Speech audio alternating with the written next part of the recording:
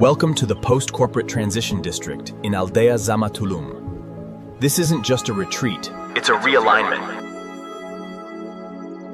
District, a reorientation zone for high-agency individuals. Leverage our liminal architecture and dream validation framework.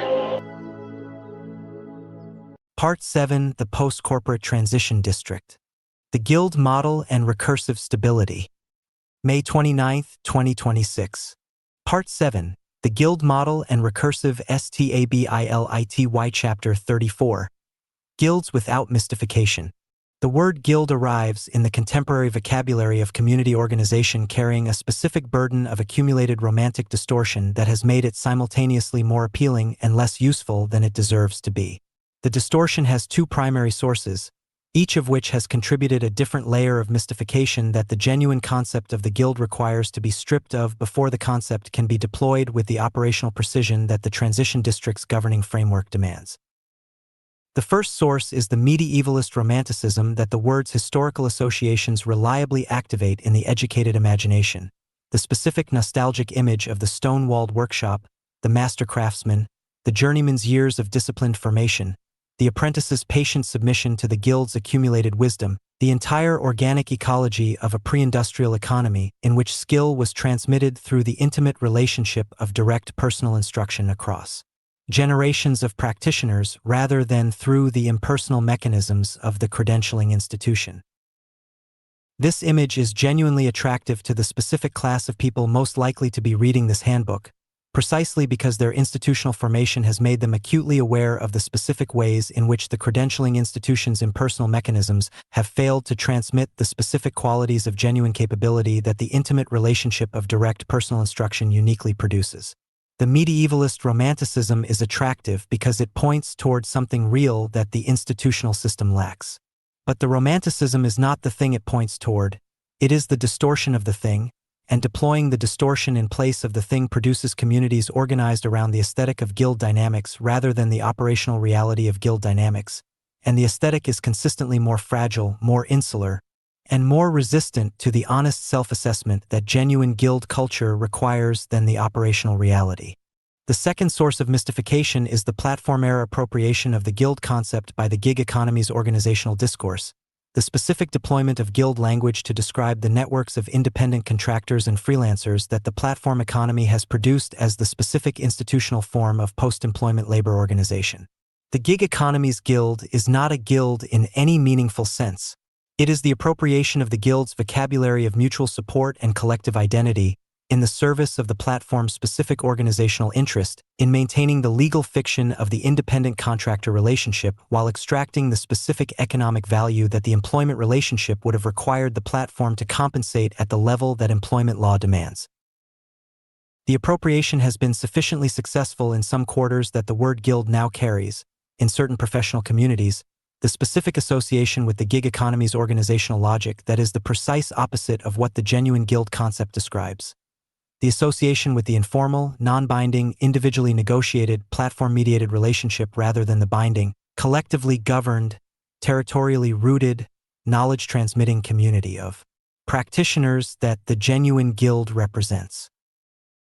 This appropriation must be explicitly repudiated before the genuine concept can be engaged, because the gig economy's guild appropriation produces the specific failure mode of the community that adopts the guild's vocabulary without the guild's actual organizational commitments. The community that calls itself a guild while maintaining the specific individual autonomy and the specific non-binding relationship character that the genuine guild's most important functions require the guild to transcend. The genuine guild, stripped of the medievalist romanticism and the platform-era appropriation, is a specific form of occupational community with a specific set of organizational characteristics that distinguish it from every other form of occupational organization that the contemporary vocabulary provides. The guild is not a professional association, which is organized around the collective representation of its members' economic interests and the maintenance of the credentialing standards that distinguish the professionally qualified from the professionally unqualified in the credentialing market. The guild is not a union, which is organized around the collective bargaining of its members' economic terms with the institutional employer whose employment relationship is the primary economic relationship that the union is designed to govern. The guild is not a network, which is organized around the exchange of information and the facilitation of the specific personal connections that make the exchange of information consequential for the individual members' careers and economic opportunities. And the Guild is not a community of practice in the specifically academic sense, which is organized around the production and the transmission of knowledge within a specific disciplinary domain through the publication and the conference and the peer review and the other institutional mechanisms of the formal knowledge production system. The Guild is the specific form of occupational community organized around the transmission of genuine operational capability from experienced practitioners to developing practitioners through the sustained, direct, territorially rooted relationship of personal instruction and communal practice. The specific institutional form that ensures the community's accumulated operational knowledge does not die with the generation that accumulated it, but is transmitted, with modification and extension, but also with essential continuity, to the generation that will carry it forward after the transmitting generation's departure from the community's active life. The Guild's primary organizational function is therefore not the representation of its members' economic interests, which the professional association and the union perform, nor the facilitation of its members' information exchange, which the network performs, nor the production of formal knowledge, which the academic community of practice performs. The Guild's primary organizational function is the prevention of the specific catastrophic knowledge loss that occurs when a community of practitioners fails to develop the systematic mechanisms for transmitting its accumulated operational knowledge to the developing generation of practitioners before the experienced generation's departure from active practice, and the knowledge transmission is therefore non-optional for the community's long-term viability in the way that the representation of economic interests and the facilitation of information exchange and the production of formal knowledge are not. This specific organizational function, the systematic prevention of catastrophic knowledge loss through the deliberate, structured, sustained transmission of accumulated operational knowledge across generations of practitioners, is the function that the transition district's community most urgently requires and that the Guild model is uniquely designed to perform. The urgency derives from the specific character of the transition district's operational knowledge, the specific accumulated knowledge of what the post-institutional transition actually costs, what the sovereign practice's specific failure modes look like in the specific conditions of the specific geography and the specific historical moment the community is navigating, and what the specific modifications to the specific proposed life designs that the specific community's specific collective intelligence has identified as the specific adjustments most likely to make the specific practices genuinely viable in the specific operational realities of the specific current conditions. This knowledge is not formal knowledge. It is not the knowledge that can be encoded in the academic paper or the professional certification or the published protocol and transmitted through the formal knowledge production system's standard mechanisms. It is operational knowledge, the knowledge that is most accurately and most completely encoded in the specific practitioner's embodied experience of having attempted the specific practice in the specific conditions, and that is most effectively transmitted through the sustained, direct, personal relationship between the experienced practitioner and the developing practitioner in the specific context of the shared practice rather than through any formal transmission mechanism that the institutional knowledge management system provides. The Guild model's specific organizational characteristics, the characteristics that distinguish the genuine Guild from the aesthetic Guild and the platform-era Guild appropriation, are the characteristics that make the Guild uniquely capable of performing this knowledge transmission function. The first characteristic is territorial rootedness. The Guild's organization around a specific territory that the Guild's practitioners share as the common physical context of their practice and their community. The territorial rootedness is not merely the organizational convenience of the practitioners who happen to be located in the same place. It is the organizational precondition for the sustained, direct, personal relationship between the experienced and the developing practitioner that the knowledge transmission function requires, because the sustained relationship requires the sustained physical proximity that the shared territory provides and that the geographically dispersed network or the digitally mediated community cannot provide with the same consistency and the same depth of mutual knowledge that the sustained physical proximity produces. The transition district's territorial rootedness is aldea zama, the specific physical territory whose specific atmospheric and spatial conditions Part 2 of this handbook has analyzed as the specific foundation of the second phase strategy's feasibility, and whose specific physical presence as the shared context of the community's daily practice provides the specific foundation of the Guild model's territorial characteristic. The second characteristic is the generational continuity of membership, the Guild's maintenance of the sustained relationship between the experienced generation of practitioners who have accumulated the operational knowledge the community requires for its function and the developing generation of practitioners who are in the process of acquiring that knowledge through the Guild's knowledge transmission mechanisms.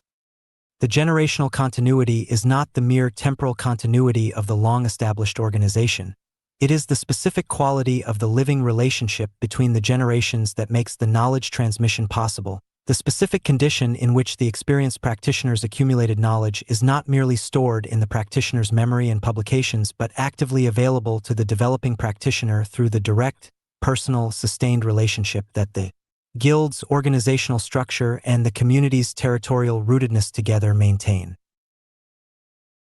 The transition district's generational continuity is the specific relationship between the initiated practitioners and the uninitiated arrivals that Part 3 of this handbook has analyzed in detail, the conversion arc that converts uninitiated arrivals into initiated practitioners who become the next generation's knowledge transmitters, in the recursive dynamic that gives the Guild model its specific quality of self-sustaining organizational vitality. The third characteristic is the binding commitment, the Guild's requirement that its members make specific, enforceable commitments to the Guild's collective life and the Guild's knowledge transmission function that exceed the voluntary, individually negotiated, individually revocable commitments of the network and the informal community. The binding commitment is not the commitment that is enforced through legal instrument or institutional authority. The genuine Guild's binding character derives not from the external enforcement of the commitment's terms, but from the specific quality of the community's culture that makes the failure to honor the commitment a genuine violation of the mutual trust and the mutual investment that the Guild's relationships require.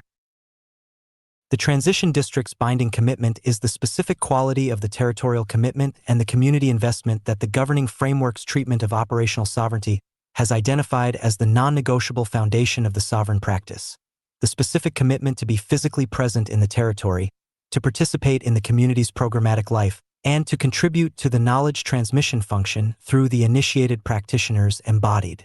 demonstration of the sovereign practice that the community's culture makes the expectation rather than the aspiration. The fourth characteristic is the quality governance, the Guild's maintenance of the specific standards of practice quality that distinguish the Guild-trained practitioner from the self-taught practitioner in the specific domain of the Guild's occupational expertise. The quality governance is the characteristic that the Guild concept's contemporary deployments most consistently abandon in the name of democratic inclusivity, and its abandonment is the specific failure mode that most reliably converts the aesthetic Guild into the community that performs Guild dynamics rather than practicing them. The genuine Guild's quality governance is not the exclusionary gatekeeping that protects the established practitioners from the economic competition of the developing practitioners. This is the perversion of quality governance that the medieval Guilds were most frequently guilty of and that the genuine quality governance function requires to be explicitly rejected. The genuine quality governance is the specific maintenance of the community's cultural standards of honest, rigorous, genuine operational capability, the specific commitment to the distinction between the practitioner who has genuinely developed the operational capability that the Guild represents and the practitioner who has acquired the Guild's vocabulary and the Guild's social standing without the genuine operational capability development that the vocabulary and the social standing are supposed to signify.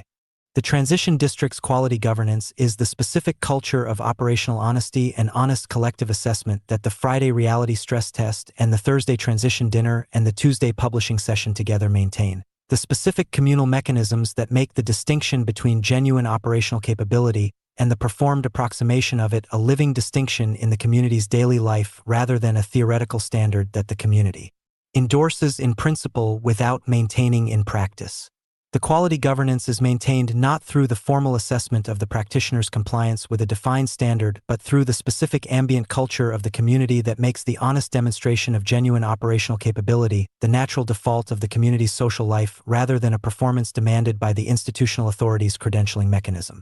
The fifth characteristic is the mutual obligation, the Guild's organization of the relationship between the experienced and the developing practitioners around the specific mutual obligations that the knowledge transmission function requires each to perform in relation to the other. The experienced practitioner's obligation to the developing practitioner is the specific obligation to make their accumulated operational knowledge genuinely available through the honest, sustained, direct relationship that genuine transmission requires. not the curated presentation of the knowledge in the inspirational form that the mentor's social standing in the community encourages, but the honest, granular, failure-inclusive account of the accumulated knowledge that the developing practitioner's genuine formation requires. The developing practitioner's obligation to the experienced practitioner is the specific obligation to engage with the transmitted knowledge with the genuine receptivity and the genuine application that make the transmission meaningful rather than performative. Not the respectful attendance at the mentor's sessions that the institutional relationship of the apprentice to the master can produce without genuine knowledge acquisition, but the genuine engagement with the transmitted knowledge in the specific practice of the developing practitioner's own sovereign practice that demonstrates the transmission's genuine reception. The transition district's mutual obligation is the specific quality of the initiated to uninitiated relationship that Part 3's treatment of the architecture of arrival has established as the community's primary knowledge transmission mechanism. The specific relationship in which the initiated practitioner's genuine contribution to the uninitiated arrival's transition is matched by the uninitiated arrival's genuine engagement with the contribution, in the specific mutuality that gives the knowledge transmission the specific quality of genuine exchange rather than the one-directional transfer of the institutional teaching relationship. The guild model without mystification is therefore the guild model organized around these 5 operational characteristics: territorial rootedness, generational continuity, binding commitment, quality governance, and mutual obligation, implemented through the specific institutional mechanisms that the transition district's governing framework has developed in the preceding parts of this handbook. The weekly metabolism's specific programmatic elements that create the sustained context for the knowledge transmission, the architecture of arrival's specific integration of the initiated and uninitiated practitioners that produces the generational continuity, the conversion arc's specific developmental trajectory that generates the binding commitment through the genuine investment of genuine transition support, the operational honesty culture's specific maintenance of the quality governance through the honest collective assessment, and the Thursday dinner's specific social architecture that enacts the mutual obligation through the specific quality of the honest peer exchange. The mystification that the governing framework requires to be stripped from the guild concept before deploying it is not the romanticism of the stone-walled workshop or the appropriation of the platform-era gig economy, both of which the preceding analysis has addressed. There is a third layer of mystification that is more subtle and more consequential for the transition district's specific application of the guild model, and that requires explicit treatment because it is the mystification most likely to be introduced by the specific class of people most drawn to the guild model's genuine concept. The mystification of the guild as a solution to the community's organizational challenges rather than as a description of the organizational form that the community must actively build and actively maintain against the continuous social pressures that work against the 5 characteristics' sustained implementation. The guild is not a solution, it is a discipline. The territorial rootedness requires the daily discipline of showing up in the specific place rather than exercising the nomadic option that the community's governing aspiration of operational sovereignty consistently makes available as the alternative. The generational continuity requires the discipline of sustained engagement with the developing practitioner across the specific phases of their conversion arc that are least immediately rewarding for the initiated practitioner, the phases in which the developing practitioner's progress is slow and the initiated practitioner's contribution is most demanding and least visibly productive. The binding commitment requires the discipline of maintaining the commitment through the specific periods of the community's life when the commitment's costs are most acute and the commitment's benefits are least immediately evident. The quality governance requires the discipline of maintaining the honest collective assessment of the community's practitioners' genuine operational capability against the continuous social pressure of the affirmational culture that the community's genuine care for its members' well-being consistently generates as the more immediately comfortable alternative. And the mutual obligation requires the discipline of maintaining the genuine mutuality of the exchange against the specific asymmetries of capability and experience that the initiated to uninitiated relationship consistently produces and that consistently tend, without the specific discipline of the mutual obligation's maintenance, toward the extraction of the initiated practitioner's knowledge without the genuine reciprocal engagement that the developing practitioner owes the initiated practitioner in return. The guild model without mystification is the guild model practiced as a discipline rather than adopted as an identity, the specific daily practice of the 5 characteristics organizational requirements in the specific institutional contexts that the transition district's governing framework has established for their implementation, maintained against the specific social pressures that work against each characteristic's sustained implementation through the specific cultural mechanisms that the governing framework's commitment to operational honesty and genuine collective assessment provides. The discipline is demanding. The demand is the evidence of the model's genuine character rather than its mystification. And the genuine character, the territorial rootedness, the generational continuity, the binding commitment, the quality governance, and the mutual obligation, is the specific set of organizational characteristics that gives the guild model its specific capability for the knowledge transmission function that the transition district's community most urgently requires, and that no other organizational form in the contemporary vocabulary provides with the same combination of operational effectiveness and cultural durability. The guild without mystification is demanding. That is the point. The romanticism is easier. The platform appropriation is more convenient. The genuine guild is the organizational form that actually works, that actually transmits the knowledge, that actually maintains the quality, that actually sustains the community across the generational transitions that any community of genuine duration must navigate.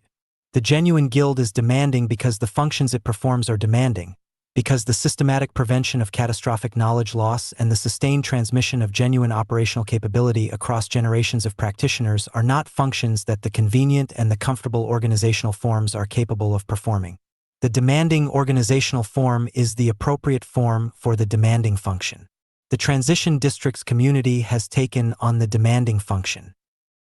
The guild model, the genuine one without the mystification, is the appropriate organizational form for the community that has taken it on.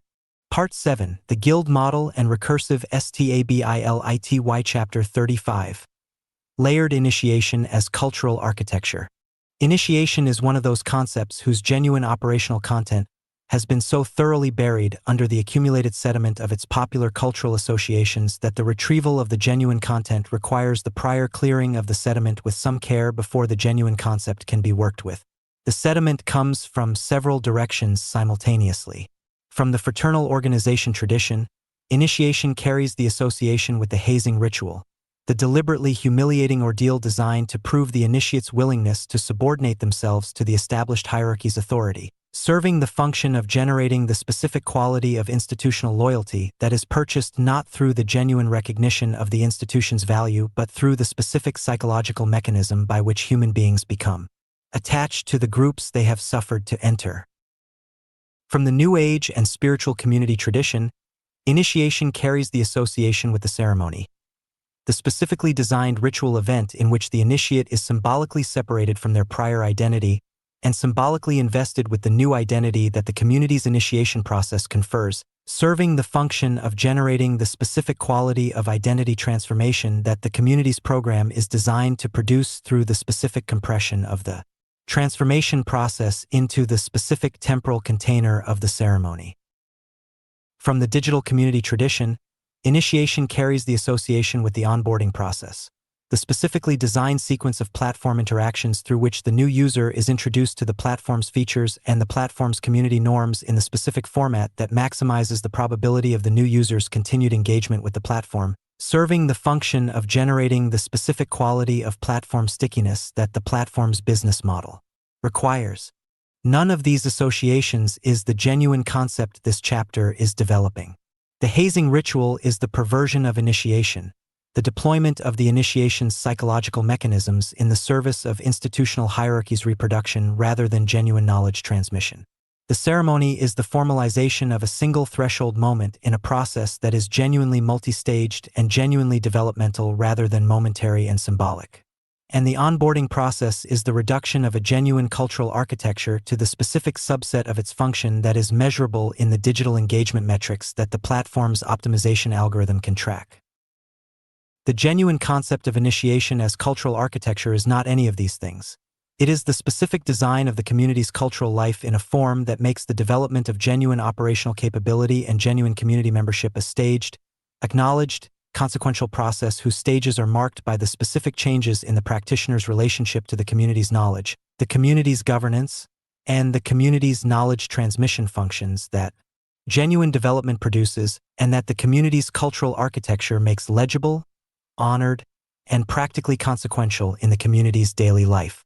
The word architecture in the chapter's title is precise rather than decorative. Cultural architecture is the specific design of a community's cultural life, its norms, its practices, its governance structures, its programmatic activities, its spatial organization, and the specific quality of the social relationships between its members,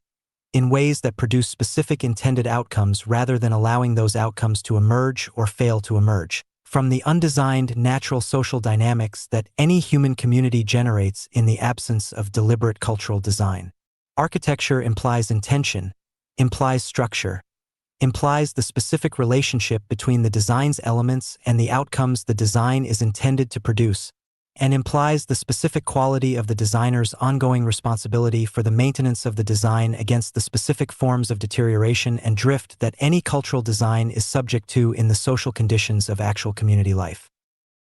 The transition district's layered initiation is a cultural architecture in precisely this sense. It is the specific design of the community's cultural life in the form that most effectively produces the specific outcomes that the Guild model's knowledge transmission function requires. The genuine development of genuine operational capability in a staged, acknowledged, and consequential process that makes the development visible to both the developing practitioner and the community around them, and that makes the community's recognition of the development's achievements a living cultural practice rather than a bureaucratic credentialing procedure. The layered initiation's fundamental structural principle is the principle of earned standing, the specific cultural design that makes the practitioner's standing in the community a genuine function of the genuine development of the genuine operational capability that the community's practice requires, rather than a function of the practitioner's duration of membership, the practitioner's demographic characteristics, the practitioner's prior institutional credentials, or the practitioner's social relationships with the community's established members.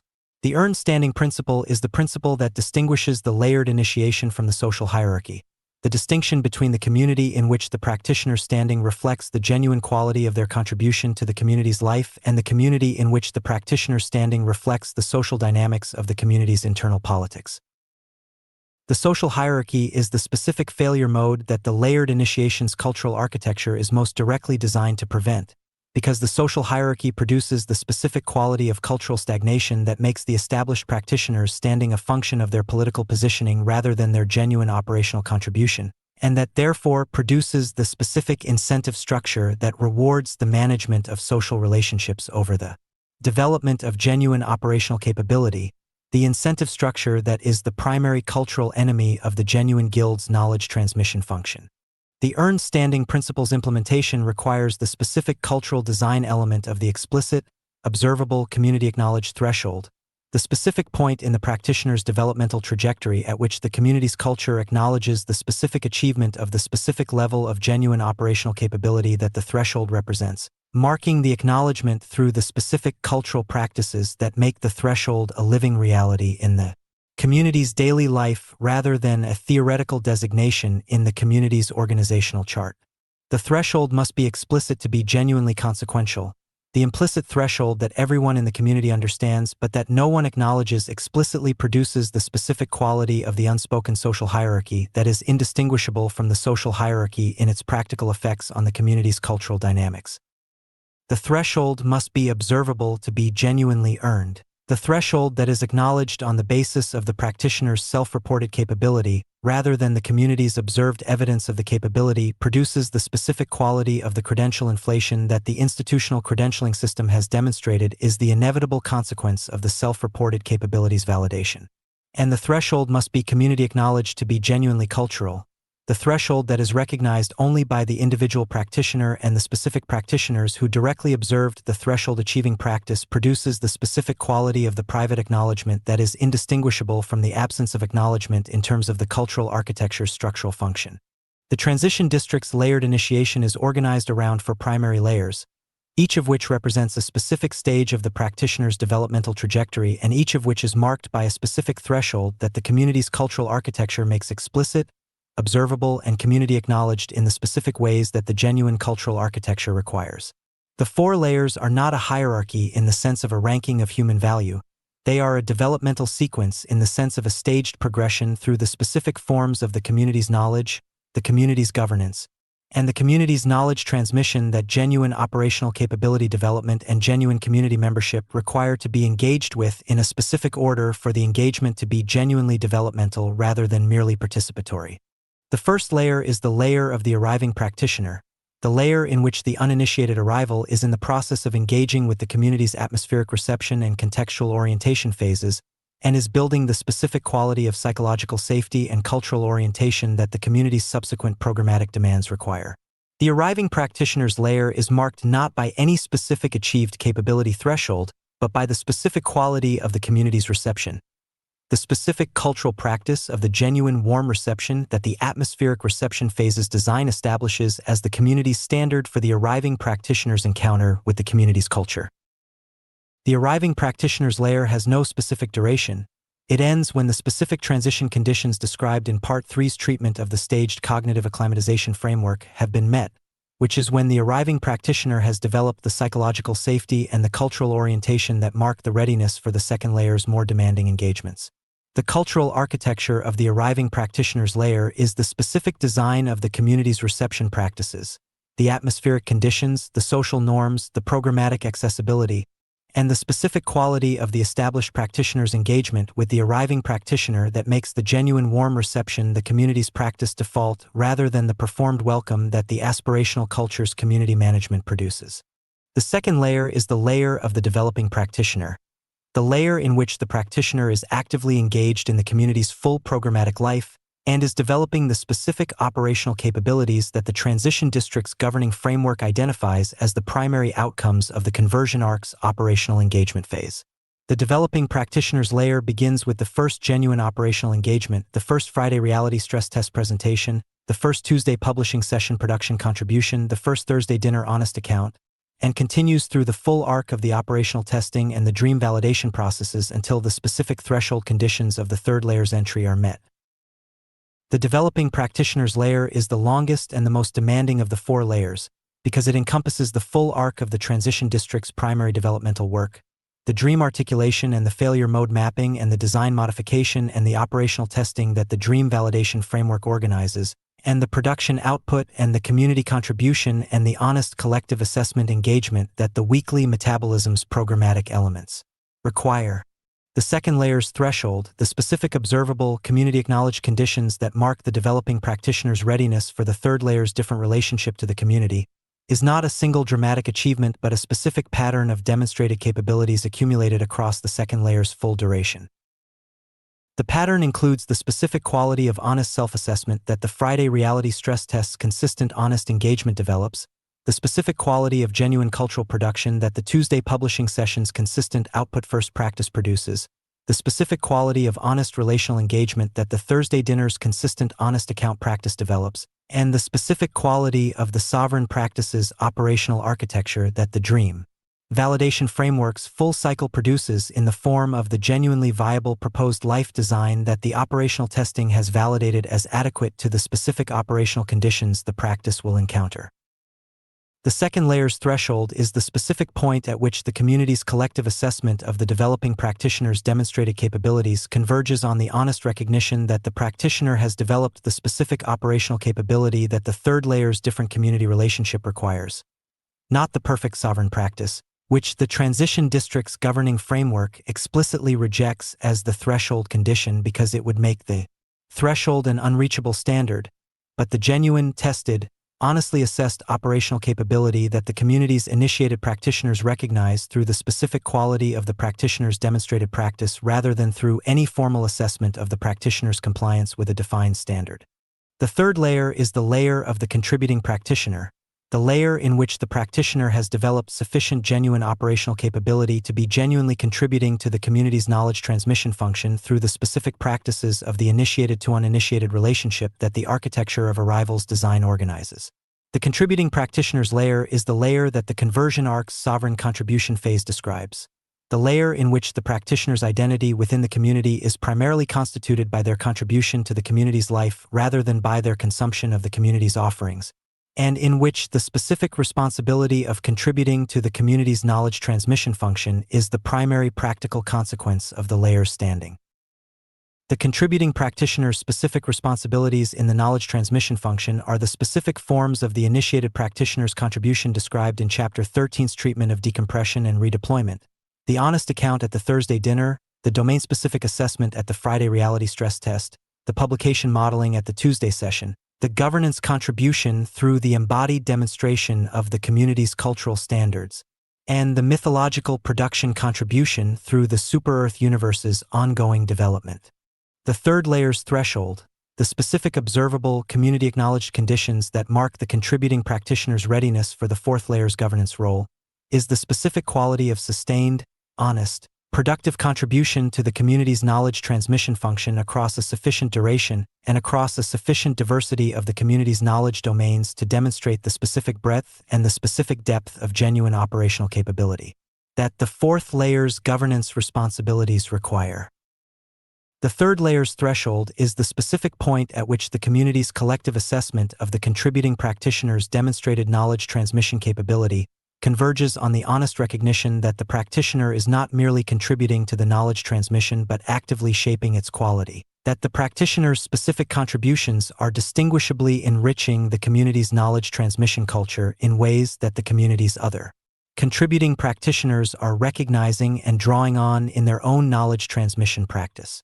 The fourth layer is the layer of the governing practitioner, the layer in which the practitioner's most consequential contribution to the community's life is the specific contribution to the community's cultural governance that the Guild model's quality governance characteristic requires. The governing practitioner is not the community's manager or administrator. The governance function the fourth layer represents is the cultural governance of the community's standards and practices rather than the institutional governance of the community's organizational decisions and resource allocation. The governing practitioner's specific cultural governance responsibilities are the maintenance of the community's commitment to operational honesty against the continuous social pressure of the affirmational culture, the maintenance of the community's quality standards for the knowledge transmission function against the continuous social pressure of democratic inclusivity, the maintenance of the community's binding commitment culture against the continuous social pressure of the individual. Sovereignty that the sovereign practice's governing aspiration consistently makes available as the alternative to the community's collective obligations, and the maintenance of the community's territorial commitment culture against the continuous social pressure of the nomadic option that the founding cohort's prior history and the next migration's cultural atmosphere consistently make available as the escape from the specific difficulties of the sustained place-based community. The fourth layer's specific cultural governance is exercised primarily through the embodied demonstration of the governing practitioner's own daily practice, rather than through the explicit enforcement of rules and norms that the community's institutional governance would require. The governing practitioner who maintains the Friday reality stress test's honest assessment culture through the specific quality of their own contributions to the stress test's honest collective assessment is exercising cultural governance more effectively than any formal rule about the quality of the assessment culture could exercise it, because the embodied demonstration of the genuine standard is more immediately and more continuously present in the community's cultural life than any formal rule whose application requires the specific occasion of its invocation. The governing practitioner who maintains the community's territorial commitment culture through the specific quality of their own sustained, genuine territorial engagement, through the consistent physical presence in the territory, the consistent participation in the community's programmatic life, the consistent investment in the specific relationships with the specific people and the specific institutions and the specific natural environment of the district, is exercising cultural governance. Through the specific mechanism that genuine cultural architecture most relies on, the visible, daily, embodied demonstration of the standard that the governing practitioner's sustained practice makes continuously available as the reference point for the community's collective understanding of what the standard looks like when it is genuinely held rather than merely endorsed. The relationship between the four layers and the specific cultural practices that make the layered initiation a living architecture rather than a theoretical scheme is the relationship between the design and its implementation. The relationship that determines whether the layered initiation is a genuine feature of the community's cultural life or a conceptual framework that the community endorses in its governing vocabulary without implementing in its actual social practices. The implementation of the layered initiation's design requires three specific cultural practices that together maintain the four layers as a living architecture rather than allowing them to collapse into the undifferentiated community flatness that the social pressure of democratic inclusivity consistently produces. The first practice is the explicit acknowledgement, the specific cultural act through which the community acknowledges the threshold conditions that mark the transition between layers in a form that is visible to the community's full membership rather than registered only in the private relationship between the developing practitioner and the specific initiated practitioners who have observed the threshold achieving development. The explicit acknowledgement is not a ceremony in the New Age community's sense. It is not a designed ritual event that compresses the threshold's recognition into the specific temporal container of the ceremony's performance. It is the specific informal but genuine and public expression of the community's collective recognition of the threshold's achievement in the specific programmatic contexts where that recognition is most naturally and most honestly available. The specific quality of the Friday stress test's response to the practitioner's presentation that communicates the community's honest collective recognition that the presentation's quality represents the threshold condition's achievement. The specific quality of the Thursday dinner's engagement with the practitioner's honest account that communicates the community's honest collective recognition of the account's depth and the depth's evidence of the threshold achieving development, and the specific quality of the Tuesday publishing session's honest collective assessment of the practitioner's production that communicates the community's recognition of the production's quality and the quality's evidence of the threshold achieving development. The second practice is the differentiated expectation, the specific cultural norm that the community's expectations of each practitioner's contribution to the community's life are differentiated in the specific ways that each layer's different relationship to the community's knowledge transmission function requires, rather than being uniform across all practitioners regardless of their specific layer and their specific current relationship to the community's knowledge. The differentiated expectation is the cultural practice that gives the layered initiation its practical consequence in the community's daily life. The practice that makes the layers designation not a social distinction without operational significance,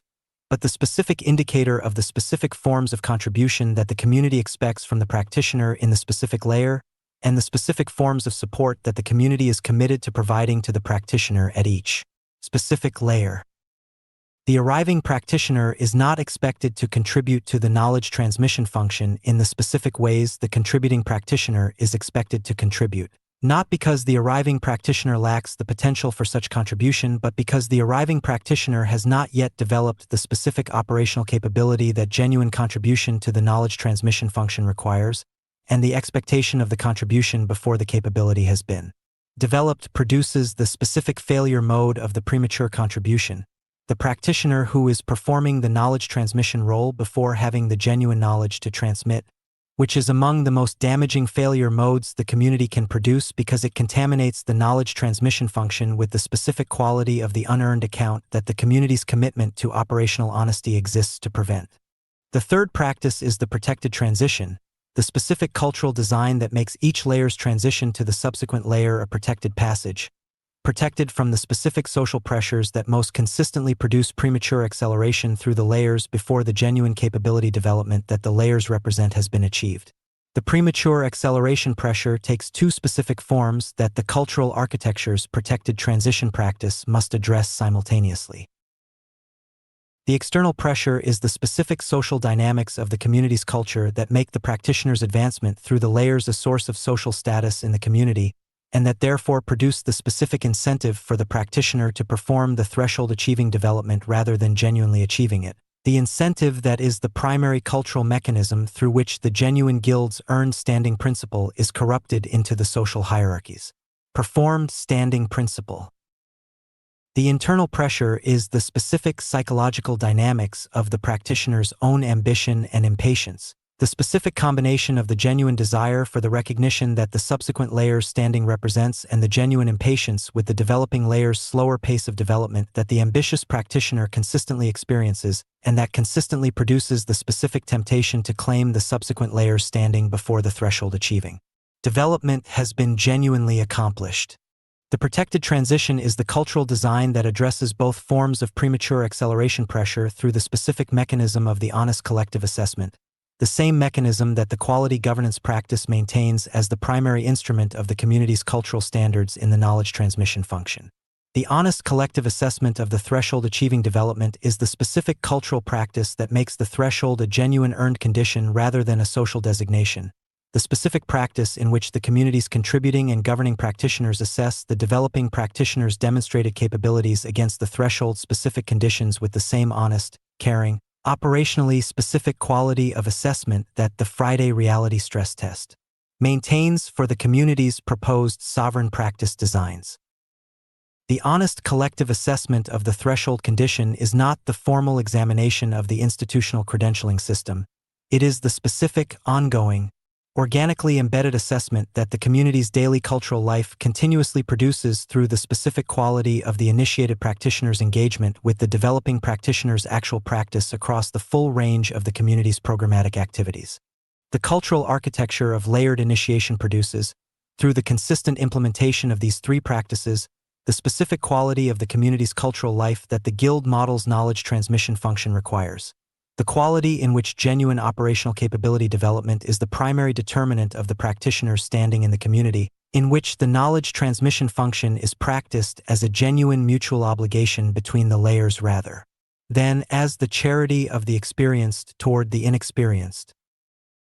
and in which the specific responsibilities that accompany each layer's standing make the layered initiation not a social distinction without operational consequence, but the specific organizational form through which the Guild model's primary function. The systematic prevention of catastrophic knowledge loss through the sustained transmission of accumulated operational capability across generations of practitioners is practically implemented in the community's daily cultural life.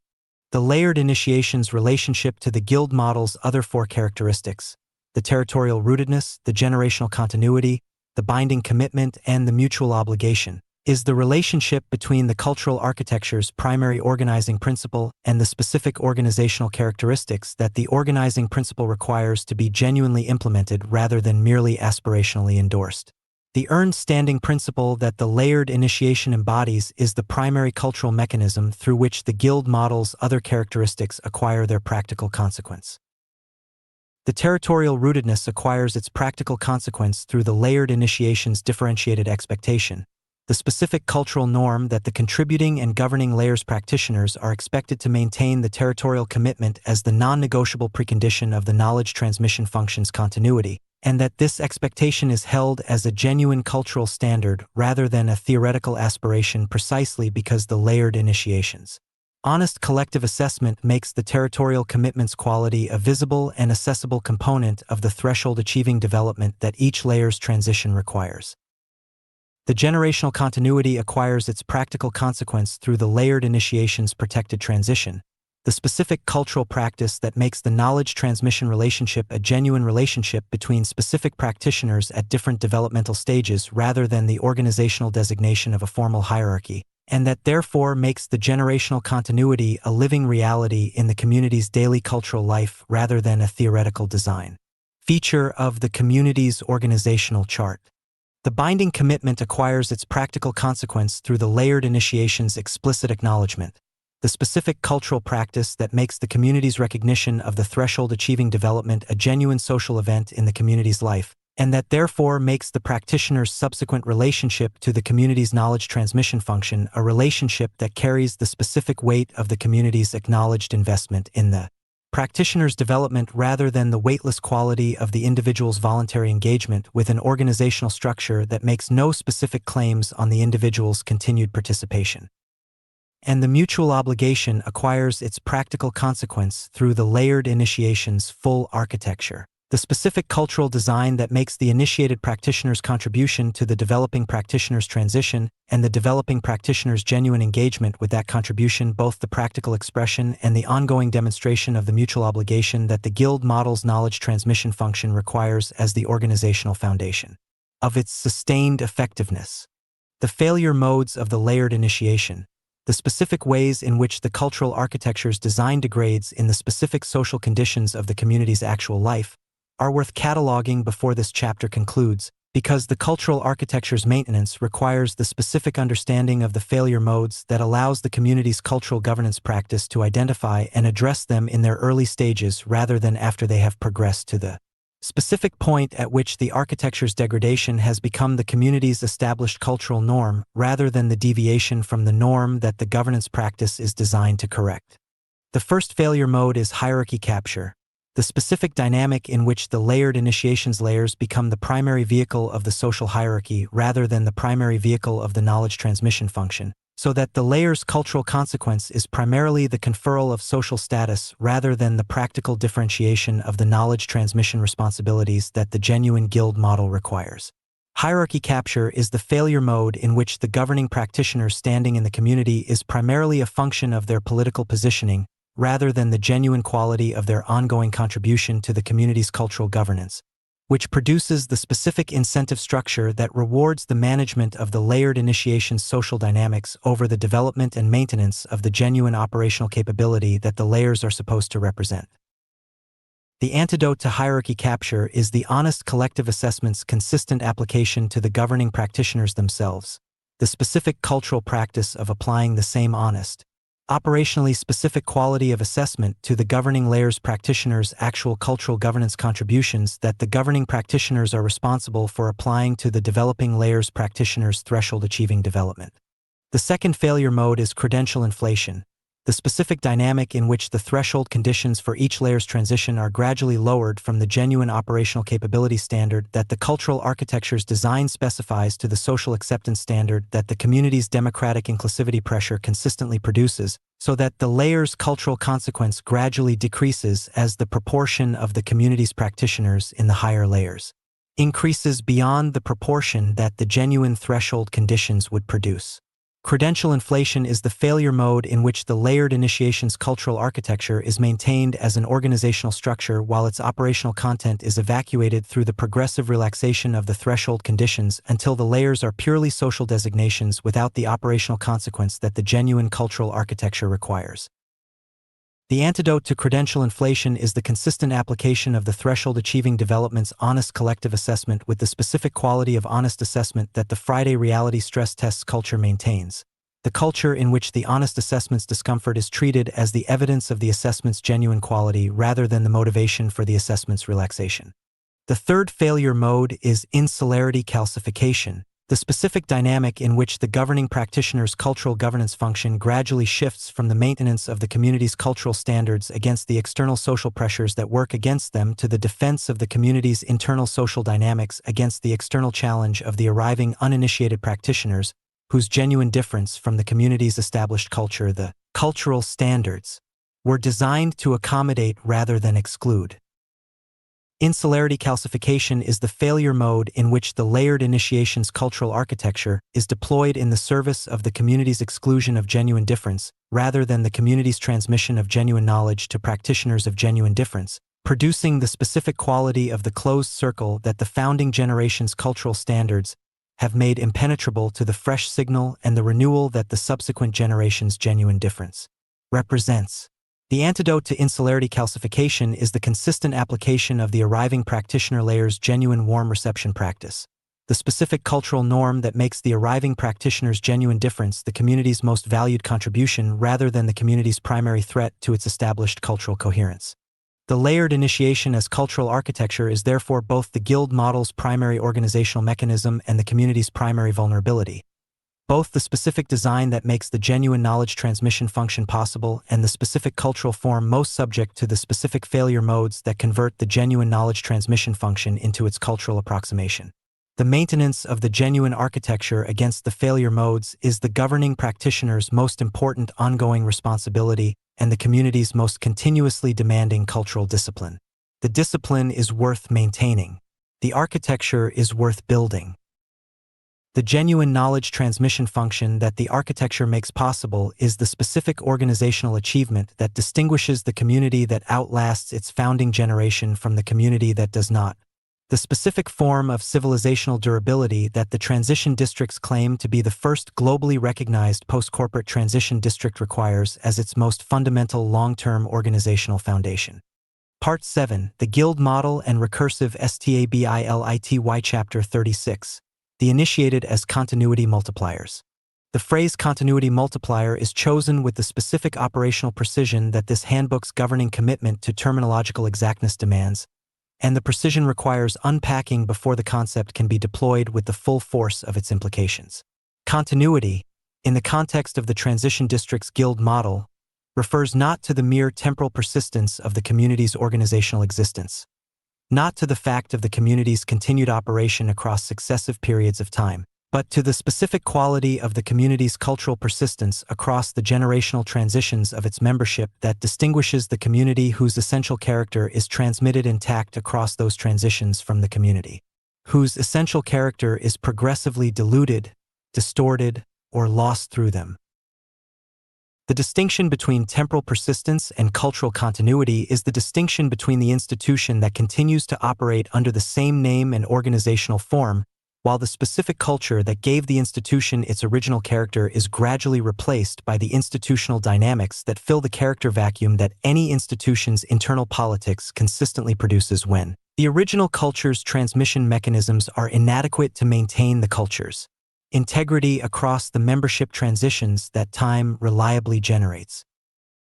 The transition district's guild model is designed to produce cultural continuity rather than merely temporal persistence, to maintain the specific quality of the community's culture across the membership transitions, not because the community's organizational form enforces cultural compliance, but because the community's knowledge transmission mechanisms make the culture genuinely transmissible to each new generation of practitioners, rather than requiring each generation's independent rediscovery of the culture's essential commitments.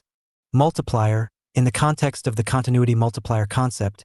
refers to the specific quality of the initiated practitioner's contribution to the community's cultural continuity that exceeds the linear contribution of the single practitioner's own sustained community membership. The multiplier effect is the specific phenomenon through which the initiated practitioner's contribution to the community's life generates cultural continuity outcomes that are larger than the sum of the initiated practitioner's own individual cultural contributions, outcomes that are multiplied through the specific mechanisms of the knowledge transmission function to produce an impact on the community's cultural continuity that is proportional not to the initiated practitioner's individual community participation but to the number of developing practitioners whose conversion arcs the initiated practitioner has genuinely supported, the number of the community's cultural standards whose maintenance the initiated practitioner's embodied demonstration has reinforced, and the number of the community's mythological productions that the initiated practitioner's creative and intellectual contributions have enriched. The multiplier effect is the organizational phenomenon that distinguishes the initiated practitioner's contribution to the community from the non-initiated practitioner's contribution in the specific dimension of the community's long-term cultural viability, the dimension in which the initiated practitioner's contribution generates cultural continuity outcomes across the community's membership transitions that the non-initiated practitioner's contribution, however genuine and however valuable, in its own right, does not generate because the non-initiated practitioner has not yet developed the specific operational capability and the specific community investment that the knowledge transmission function's multiplier effect requires. The initiated practitioner as continuity multiplier is therefore not a description of the initiated practitioner's social status in the community hierarchy.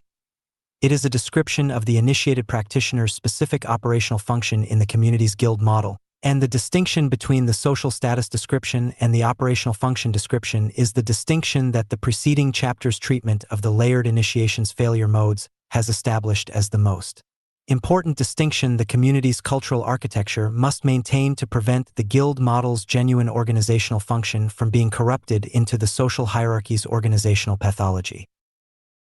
The initiated practitioner who understands their role as the continuity multiplier in the operational function sense is the initiated practitioner who is most capable of performing the role's specific demands without the specific distortions that the social status understanding of the role consistently introduces, without the condescension of the expert toward the novice that the social status hierarchy produces, without the gatekeeping impulse that the social status position's protection motivates, and without the performance of initiated practitioner standing that the social status recognition makes available as the substitute for the genuine operational engagement that the continuity multiplier's actual function requires. The continuity multiplier's specific operational functions in the community's guild model are organized around three primary activities, each of which addresses a different dimension of the community's cultural continuity requirement, and each of which generates the multiplier effect through a different specific mechanism. The three activities are the honest account, the embodied demonstration, and the creative inheritance, and they correspond, respectively, to the three primary dimensions of the community's cultural continuity that the knowledge transmission function is designed to maintain: the knowledge dimension, the practice dimension, and the mythology dimension. The honest account is the continuity multiplier's primary contribution to the community's knowledge dimension. The specific activity through which the initiated practitioner's accumulated operational knowledge is transmitted to the developing practitioners in the specific form that makes the transmission genuinely effective rather than merely informative. The honest account is distinguished from the informative account, the form of knowledge transmission that the institutional teaching relationship most consistently produces, by the specific quality of the honest account's failure-inclusive character. The informative account of the post-institutional transition-specific challenges is the account that describes the challenges in the terms that the expert's organized understanding of the challenges makes available, the systematic taxonomy of the common failure modes, the analytical framework for assessing the transition-specific risks, the research-validated model of the transition's typical trajectory. The informative account is accurate, it is organized, and it is genuinely useful as a cognitive map of the transition's terrain. But it is not the honest account because the informative account has been organized through the retrospective intelligence of the expert who has already survived the challenges and who is therefore describing them from the position of the person who knows how the challenges resolved rather than from the position of the person who is living through the challenges without yet knowing how they will resolve. The honest account is the account that makes the specific failures, the specific months of financial stress, the specific relationship costs, the specific identity dissolution moments, the specific periods of genuine conviction that the transition was a mistake, as operationally specific and as emotionally honest as the successes, not because the community's culture values suffering over achievement, but because the honest account's failure-inclusive character is the specific quality that makes the account genuinely useful to the developing practitioner in the specific way that the informative account's success-organized narrative cannot be genuinely useful. The developing practitioner who has heard only the informative account of the transition's typical trajectory knows what the transition's common challenges are. The developing practitioner who has heard the honest account of the initiated practitioner's specific experience of those challenges knows what the challenges feel like from the inside, knows the specific texture of the financial stress at month 11, the specific quality of the identity dissolution's most acute phase, the specific form of the unexpected gift that the dissolution eventually produces, and is therefore specifically prepared for their own encounter with those challenges in the way that the informative account's cognitive map cannot prepare them, because the preparation the honest account provides is not the cognitive map but the specific experiential familiarity with the territory that makes the arriving practitioner's encounter with the challenges recognizable rather than entirely unprecedented. The honest account's multiplier effect derives from the specific recursiveness of the knowledge transmission mechanism, the specific phenomenon through which each honest account that a developing practitioner receives contributes not only to that practitioner's own preparation for the transition's challenges, but to the practitioner's developing capacity to give honest accounts of their own accumulated experience to the subsequent generation of developing practitioners who will, in turn, need the honest account's specific quality of experiential preparation for their own encounters with the transition's challenges. The initiated practitioner who gives honest accounts is not merely contributing to the specific developing practitioners who receive the accounts. They are contributing to the community's cultural norm of honest account giving, which means they are contributing to the specific quality of the community's knowledge transmission culture that will produce honest accounts from the currently developing practitioners when those practitioners have reached the initiated layer and are themselves in the position of giving honest accounts to the next developing generation. The multiplier effect is the specific amplification of the initiated practitioner's single honest account through the recursive quality of the knowledge transmission culture that the honest account's consistent practice maintains and reinforces. The embodied demonstration is the continuity multiplier's primary contribution to the community's practice dimension. The specific activity through which the initiated practitioners developed operational practice makes the community's cultural standards continuously visible and continuously available as reference points for the developing practitioner's own practice development. The embodied demonstration is the most pervasive and the most continuous of the three primary activities, because it is not a specific programmatic activity that occurs at specific designated times in the community's weekly metabolism, but the ongoing quality of the initiated practitioner's daily practice that is continuously present in the community's shared physical and social environment. The initiated practitioner who maintains the specific disciplines of temporal sovereignty and epistemic sovereignty and relational sovereignty and territorial sovereignty in their daily practice, who structures their own time in accordance with their own genuine assessment of what each day's most important work is, who maintains their own honest assessment of what is true and what is good work and what is worth doing against the continuous pressure of the platforms and the algorithms and the Social networks that have an interest in determining those assessments on the practitioner's behalf, who maintains the genuine mutual investment of their chosen community relationships as a primary commitment rather than a secondary activity, and who maintains the genuine embodied engagement with the specific territory they have committed to inhabiting, is making the specific quality of the genuine sovereign practice continuously visible and continuously available as the reference point for the developing practitioner's own developing practice. The embodied demonstration's multiplier effect derives from the specific ambient quality of the reference point, the specific phenomenon through which the continuously visible, genuinely practiced standard generates a broader and more sustained influence on the community's developing practitioners than any number of explicitly stated standards could generate through the explicit statements mechanism alone. The explicitly stated standard of temporal sovereignty tells the developing practitioner that they should structure their time in accordance with their own genuine assessment of what each day's most important work is. The embodied demonstration of temporal sovereignty by the initiated practitioner in the community's daily shared life shows the developing practitioner what temporal sovereignty looks like when it is genuinely practiced, what the specific quality of the morning that belongs to the practitioner's own priorities rather than the institution's demands looks and feels like in the specific conditions of the transition district's community, what the specific quality of the week that is organized around the genuine assessment of what is most important rather than the reactive response to what is most urgent looks like in the specific conditions of the shared work environment, and what the specific quality of the year that is building toward something that the practitioner has genuinely assessed as worth building toward rather than something the institutional program has designated as the year's objective looks like in the specific conditions of the territorial commitment. The embodied demonstration makes all of this visible, daily, without the specific social cost of the expert's didactic statement of the standard that the explicitly stated standard requires, without the condescension that the statement of the standard in the teacher-to-student relationship consistently risks, and that the developing practitioner's natural sensitivity to the condescension consistently produces in the form of the defensive resistance that makes the explicitly stated standard less effective than the ambient demonstration as an instrument of the community's practice culture transmission. The ambient demonstration works through the mechanism of observation rather than the mechanism of instruction, and the observation's specific advantage over instruction is the advantage of the evidence over the argument. The evidence of the genuinely practiced standard in the specific daily life of the specific practitioner, who is demonstrating it, is more immediately convincing and more sustainably motivating than the argument for the standard's value that the explicitly stated standard provides, because the evidence addresses the faculty that is most directly engaged in the assessment of what is achievable and what is worth attempting rather than the faculty that assesses the standard's theoretical validity. The creative inheritance is the continuity multiplier's primary contribution to the community's mythology dimension. The specific activity through which the initiated practitioner's creative and intellectual contributions to the community's mythological production make the governing mythology's foundational elements available to the developing practitioners as a genuine cultural inheritance rather than a historical record that the developing practitioners must independently reconstruct from. The community's archive.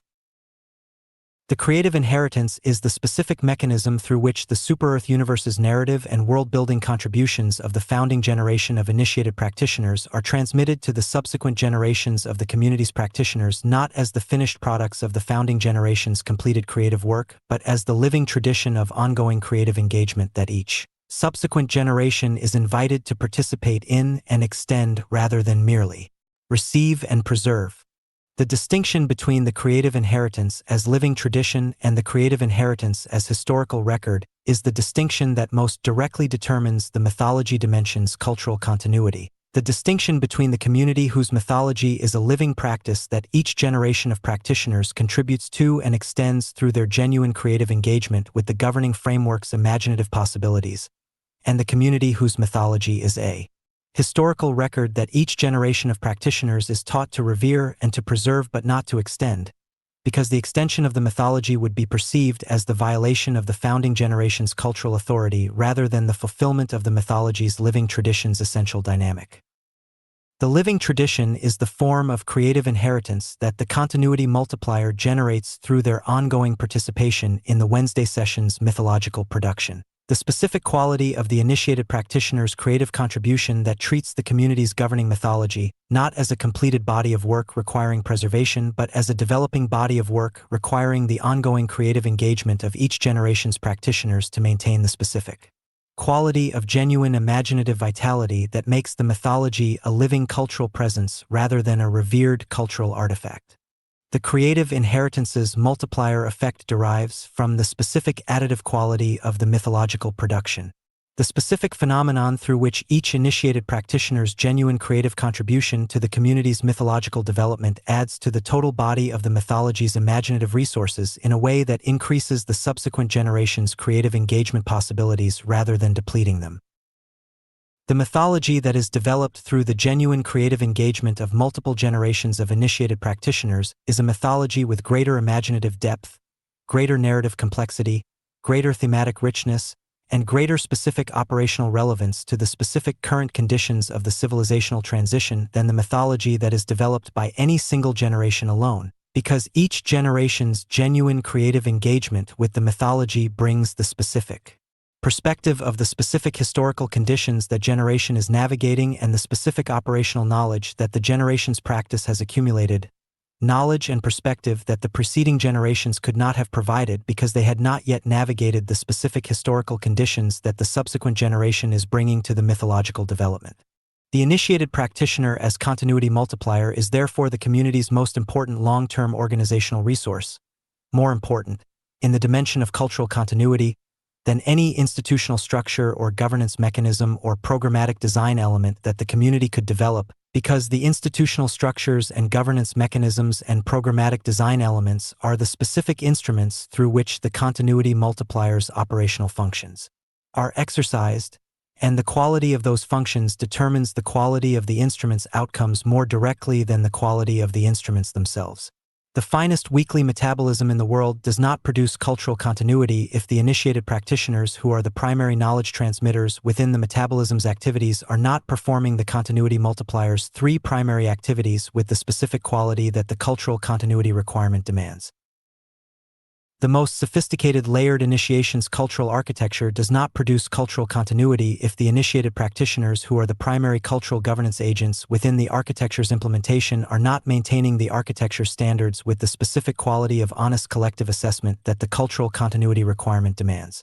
The specific implications of the continuity multiplier concept for the transition district's practical community development are direct and consequential. The most important implication is the prioritization of the initiated practitioner's retention over the developing practitioner's attraction in the specific phase of the community's development when the two are in competition for the community's limited resources of time, attention, and spatial and programmatic capacity. The community that is expanding rapidly, attracting large numbers of arriving uninitiated practitioners and developing a substantial base of developing practitioners in various stages of their conversion arcs, but that is simultaneously losing its initiated practitioners to the geographic mobility that the sovereign practice makes available and the other geography's liminal conditions make attractive, is a community whose expansion is depleting rather than building its cultural continuity capacity.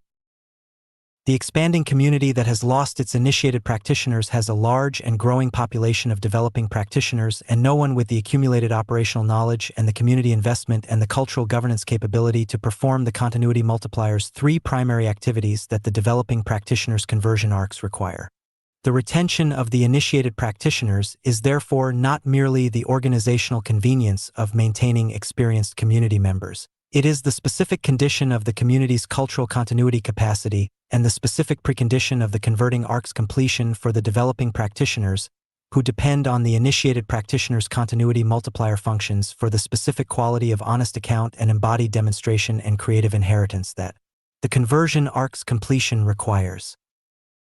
The community's most important retention instrument is the specific quality of the initiated practitioner's community experience that the decompression and redeployment design described in Chapter 13 is designed to produce. The experience of a community that genuinely serves the initiated practitioner's own continued development and genuinely deploys the initiated practitioner's accumulated operational knowledge in forms that are genuinely fulfilling rather than extractive, and that therefore makes continued engagement with the community the natural default of the initiated practitioner's own sovereign practice rather than the specific sacrifice of the individual autonomy that the sovereign practice's governing aspiration consistently makes available as the alternative.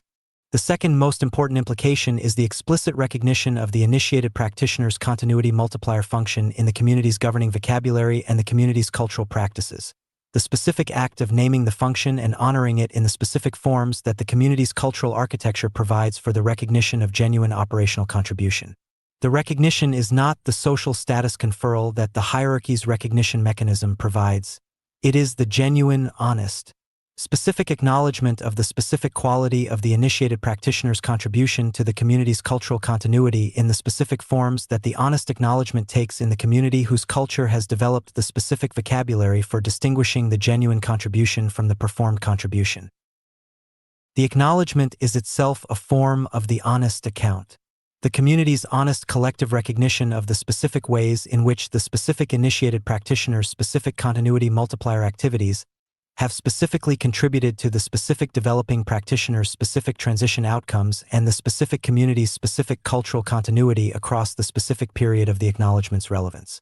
The initiated practitioners are the civilization's primary architects, not in the physical sense of the architects who design the buildings, which the first phase's development has already provided in excellent form, and not in the institutional sense of the architects who design the organizational structures, which the governing framework's intellectual architecture has provided in the form of this handbook. They are the civilization's architects in the cultural sense, the specific practitioners whose ongoing, daily, embodied, creative, and honest engagement with the community's life is the primary mechanism through which the civilization's essential character is maintained, transmitted, and extended across the generational transitions that any civilization's sustained development requires it to navigate without losing the specific qualities that make the civilization worth sustaining.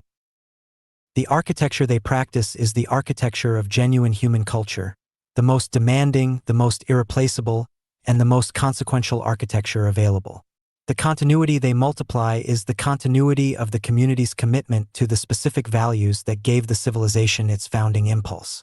And the multiplication is the specific organizational achievement that distinguishes the community that becomes a civilization from the community that remains a promising gathering of interesting people in a beautiful place. Part 7. The Guild Model and Recursive Stability. Chapter 37. Recursive Stability. How the ecosystem sustains itself.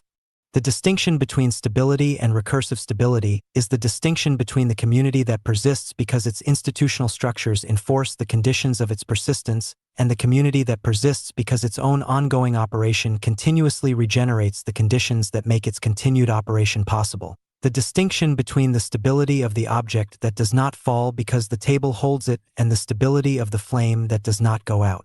because the combustion produces the heat that sustains the combustion. The table's stability is dependent on the table's material integrity, on the specific physical properties of the wood or the metal or the stone that gives the table its load-bearing capacity, properties that the table possesses prior to and independently of whatever it is holding. The flame's stability is not dependent on any external support structure. It is generated through the specific dynamic of the process itself, through the specific chemical interaction of the fuel and the oxygen and the heat that produces more of the heat that the process requires to continue. Remove the table and the object falls. Remove the external conditions that sustain the flame and the flame sustains itself from the combustion's own products for as long as the fuel and the oxygen that the process requires remain available. The transition district's community is designed to be recursively stable rather than institutionally stable, designed to generate, through its own ongoing operation, the specific conditions that allow its operation to continue without the external institutional support that the conventionally stable organization requires as the precondition of its persistence. The conventional organization stability is the table's stability. It persists as long as the external institutional structures that support it remain intact. The endowment that funds the operations, the regulatory framework that legitimizes the organizational form, the credentialing authority that validates the organization's outputs,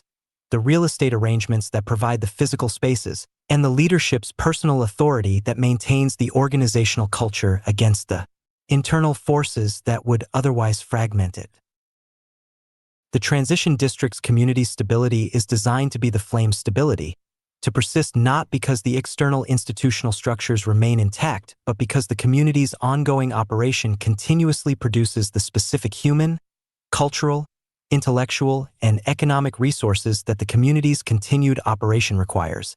The recursive stability is not natural to human communities. It is designed, and the design is complex because the feedback loops that constitute the recursion must be genuinely productive rather than merely circular, must generate more of the resources the community requires than the community's operation consumes in generating them, and must be robust enough to maintain the positive productive quality of the feedback across the specific perturbations, the membership transitions, the external condition changes, the internal cultural drifts, and the periodic crises that any community's life over sufficient time inevitably produces, that would break a less robustly designed recursive system. The design of the recursive stability is therefore the most consequential and the most technically demanding design task of the transition district's second phase strategy, because the recursive stability is the specific organizational achievement that determines whether the community achieves genuine civilizational durability or produces instead the specific pattern of the promising community whose initial vitality depletes with the initial conditions that generated it, the community that is exceptional during the founding period when the founding cohort's specific energy and specific commitment are available, and that declines as the founding cohort's members depart, because the community's operation does not generate the specific conditions required for the subsequent cohort's comparable engagement. The recursive stability's specific feedback loops, the specific mechanisms through which the community's ongoing operation produces more of the resources the operation requires, are organized around 4 primary cycles that together constitute the complete recursive system. Each cycle is a specific positive feedback loop, a loop in which the community's operation in a specific dimension produces an output that, when fed back into the system, increases the quality or the quantity of the community's operation in that dimension in ways that further increase the output, which further increases the quality or the quantity, in the specific dynamic of the genuine positive feedback that distinguishes the productive recursion from the mere repetition of the same cycle at the same level of productive output. The first cycle is the knowledge accumulation and transmission cycle, the specific feedback loop through which the community's ongoing operation in the knowledge transmission dimension produces the specific output of initiated practitioners whose accumulated operational knowledge then feeds back into the community's knowledge transmission function as the primary resource for the next generation of developing practitioners' conversion arcs, increasing the quality and the depth of the community's knowledge transmission function in ways that produce developing practitioners of higher operational capability who, when they become initiated practitioners, contribute knowledge of higher quality and greater depth to the community's knowledge base than the preceding generation contributed. The cycle is recursive because the output of one generation's knowledge transmission, the initiated practitioners with accumulated operational knowledge, is the primary input resource for the next generation's knowledge transmission, and because the quality of the input resource increases with each cycle as the accumulated operational knowledge of the community's practitioners deepens with each additional generation's experience of the specific conditions of the transition district's specific historical situation. The knowledge accumulation and transmission cycle specific mechanism is the combination of the Thursday dinner's honest account and the Friday stress test's honest assessment and the Tuesday publishing session's production review and the Monday briefing's collective intelligence. The specific programmatic elements whose ongoing operation produces the continuous accumulation of the community's aggregate operational knowledge about the post-institutional transition in the specific conditions of the specific geography and the specific historical moment. The accumulation is continuous because the programmatic elements operate continuously, week after week, and because each week's operation adds to the community's aggregate knowledge base through the specific new experiences, the specific new failure modes encountered, the specific new modifications identified, and the specific new unexpected gifts discovered that the current week's community life has generated. The transmission is generational because the layered initiation's cultural architecture makes the accumulated knowledge available to each new generation of developing practitioners through the specific mechanisms of the honest account and the embodied demonstration and the creative inheritance that the initiated practitioners perform as the continuity multiplier's primary activities. The cycle's positive feedback quality derives from the specific relationship between the quality of the transmitted knowledge and the quality of the initiated practitioners it produces, the relationship through which the deeper and more honestly accumulated knowledge of the community's current generation of initiated practitioners produces developing practitioners who, having received the benefit of the deeper and more honest knowledge transmission, develop more rapidly and more completely into initiated practitioners of comparable depth and honesty, who then transmit knowledge of comparable or greater depth and honesty to the subsequent generation, and so on through the cycle's recursion. The positive feedback is not guaranteed. It requires the specific quality of the cultural architecture's maintenance that the preceding chapters have established as the primary governance responsibility of the governing practitioners, because the positive feedback breaks down precisely when the cultural architecture's quality governance standards are relaxed and the threshold conditions for the initiated layer's entry are lowered from the genuine operational capability standard to the social acceptance standard that produces the credential inflation failure mode. The credential inflation failure mode breaks the positive feedback by reducing the quality of the knowledge transmitted in each subsequent generation cycle, producing the specific dynamic of cultural dilution through which the community's aggregate operational knowledge base gradually decreases in quality despite the community's continued operation rather than increasing as the positive feedback's genuine quality requires. The second cycle is the publication and recognition cycle, the specific feedback loop through which the community's ongoing operation in the sovereign publishing dimension produces the specific output of globally distributed, honestly accumulated, operationally specific intellectual and creative cultural content that generates the community's global reputation and attracts the specific class of high-agency,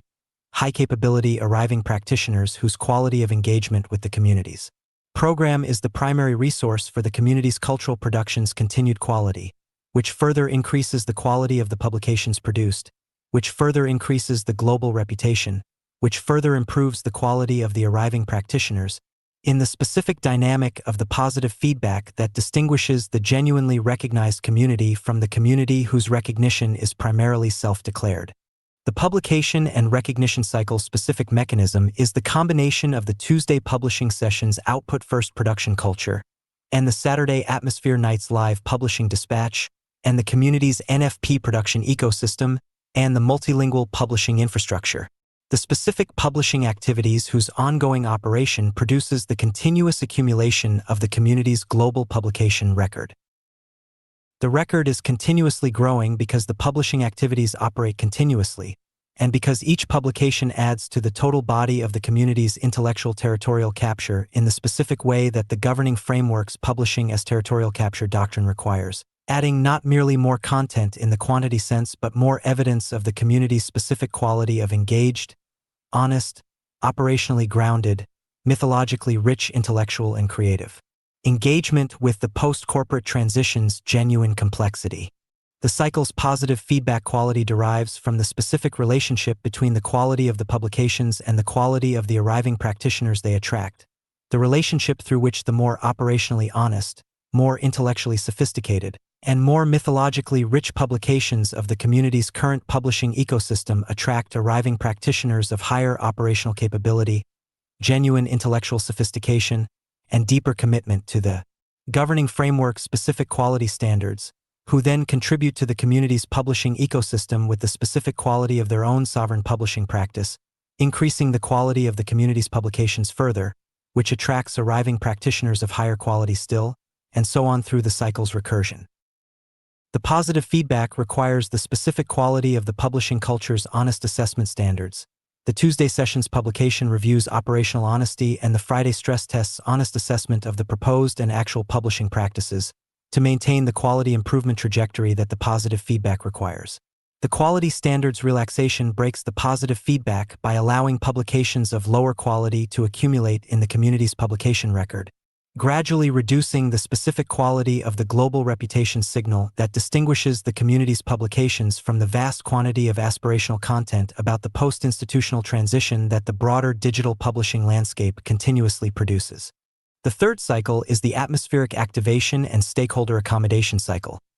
the specific feedback loop through which the community's ongoing cultural activation of the district's liminal spaces produces the specific output of documented atmospheric improvement and social proof that enables the expansion of the experimental accommodation model's arrangements with the development's property stakeholders, which provides the community's cultural production with access to additional and more appropriate spaces, which enables more ambitious and more visible cultural activation of the district's liminal spaces, which produces more documented atmospheric improvement and more compelling social proof, which enables further expansion of the experimental accommodation arrangements, and so on through the cycle's recursion toward the full institutional establishment of the second phase program's dedicated spaces and the conventional leasing arrangements that the mature second phase program's full development period requires. The atmospheric activation and stakeholder accommodation cycle specific mechanism is the combination of the Saturday Atmosphere Nights territorial activation and atmospheric documentation and the seed before you pitch principles honest sequencing and the experimental accommodation models for arrangement types. The specific activities whose ongoing operation produces the continuous accumulation of the social proof infrastructure's 5 layers. The infrastructure is continuously growing because the atmospheric activation activities operate continuously, and because each Saturday night's activation adds to the total body of the social proof documentation in the specific way that the social proof infrastructure's design requires, adding not merely more content to the documentation archive but more evidence of the community's specific quality of genuine cultural activation that distinguishes the community's territorial activation from the performance of cultural activation that the aspirational culture's event management industry produces. The cycle's positive feedback quality derives from the specific relationship between the quality of the social proof and the quality of the experimental accommodation arrangements it enables, the relationship through which the more compelling and more specifically persuasive social proof of the community's current documentation enables experimental accommodation arrangements of higher quality and greater spatial generosity, which enables cultural activations of higher ambition and greater atmospheric impact, which produces social proof of higher quality and greater persuasiveness, which enables experimental accommodation arrangements of higher quality still, and so on through the cycle's recursion toward the full conventional institutional arrangements of the second phase program's mature operation. The positive feedback requires the specific quality of the honest documentation practice, the atmospheric documentation's honest representation, the attendance record's honest quantitative evidence, the media presence's genuine external validation, and the practitioner testimony's honest qualitative account, to maintain the quality improvement trajectory that the positive feedback requires. The documentation's quality degradation through the strategic selection and the curated presentation breaks the positive feedback by reducing the specific quality of the social proof's persuasive force in ways that the sophisticated stakeholders' assessment immediately detects, producing the specific dynamic of the credibility decline that the honest documentation practice is designed to prevent. The fourth cycle is the myth production and identity coherence cycle, the specific feedback loop through which the community's ongoing mythological production in the Wednesday session's myth engine produces the specific output of the governing mythologies, developing narrative complexity and imaginative depth that strengthens the community's collective identity coherence, which increases the practitioner's commitment to the community's territorial engagement and the community's programmatic participation, which enables more ambitious and more deeply engaged mythological production, which produces governing mythology of greater narrative complexity and greater imaginative depth,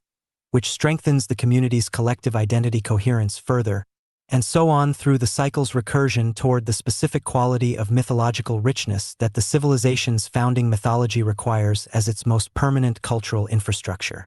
The myth production and identity coherence cycle specific mechanism is the combination of the Wednesday session's myth engine and the Saturday Atmosphere Nights projection and exhibition, and the community's Super-Earth universe's ongoing world-building development, and the sovereign publishing ecosystem's mythological output, the specific mythological activities whose ongoing operation produces the continuous development of the community's governing mythology. The mythology is continuously developing because the mythological activities operate continuously, and because each Wednesday session's creative production adds to the total body of the Super-Earth universe's narrative and world-building material in the specific way that the genuine living tradition of mythological production requires, adding not merely more content in the quantity sense but more genuine creative engagement with the governing framework's imaginative possibilities that makes the mythology more narratively complex, more thematically rich, and more specifically relevant to the specific current conditions of the civilizational transition that the community is navigating.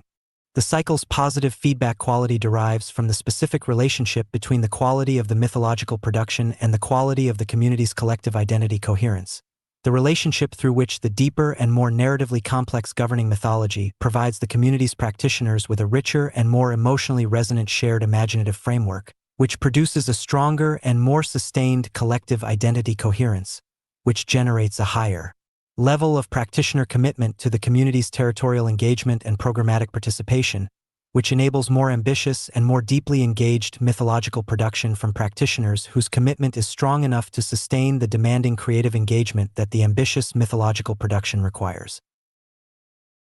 The positive feedback requires the specific quality of the Wednesday session's creative culture, the genuine collaborative engagement, the honest showcase and response, the specific quality of the AI-human collaborative production's integration of genuine human creative intelligence with the AI's specific capabilities, to maintain the quality improvement trajectory that the positive feedback requires. The myth production's quality degradation through the substitution of entertainment for genuine mythological production breaks the positive feedback by reducing the specific quality of the governing mythology's identity coherence function, gradually weakening the collective identity commitment that the strong positive feedback requires as its primary generative force.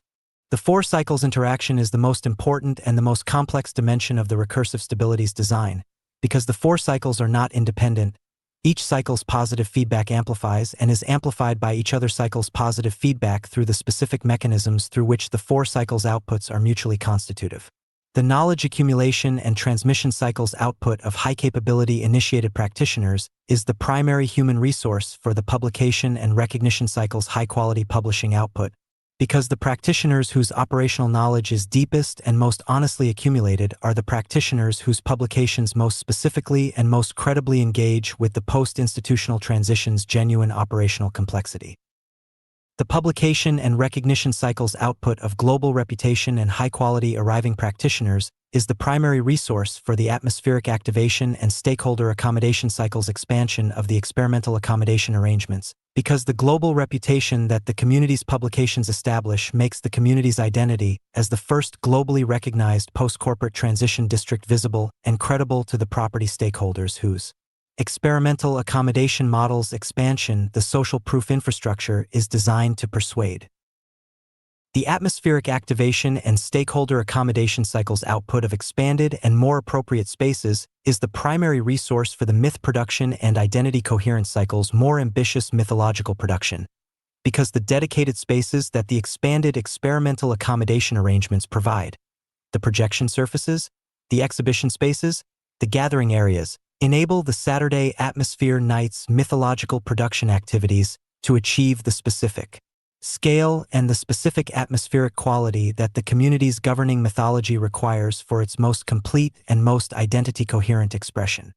And the myth production and identity coherence cycle's output of stronger collective identity commitment is the primary resource for the knowledge accumulation and transmission cycle's higher quality knowledge transmission, because the practitioners whose collective identity commitment is strongest are the practitioners who engage with the Thursday dinner's honest account and the Friday stress test's honest assessment and the Tuesday publishing session's production review with the specific quality of genuine investment in the community's knowledge transmission culture that the honest account's failure-inclusive character requires as the primary condition of its genuine giving and its genuine receiving.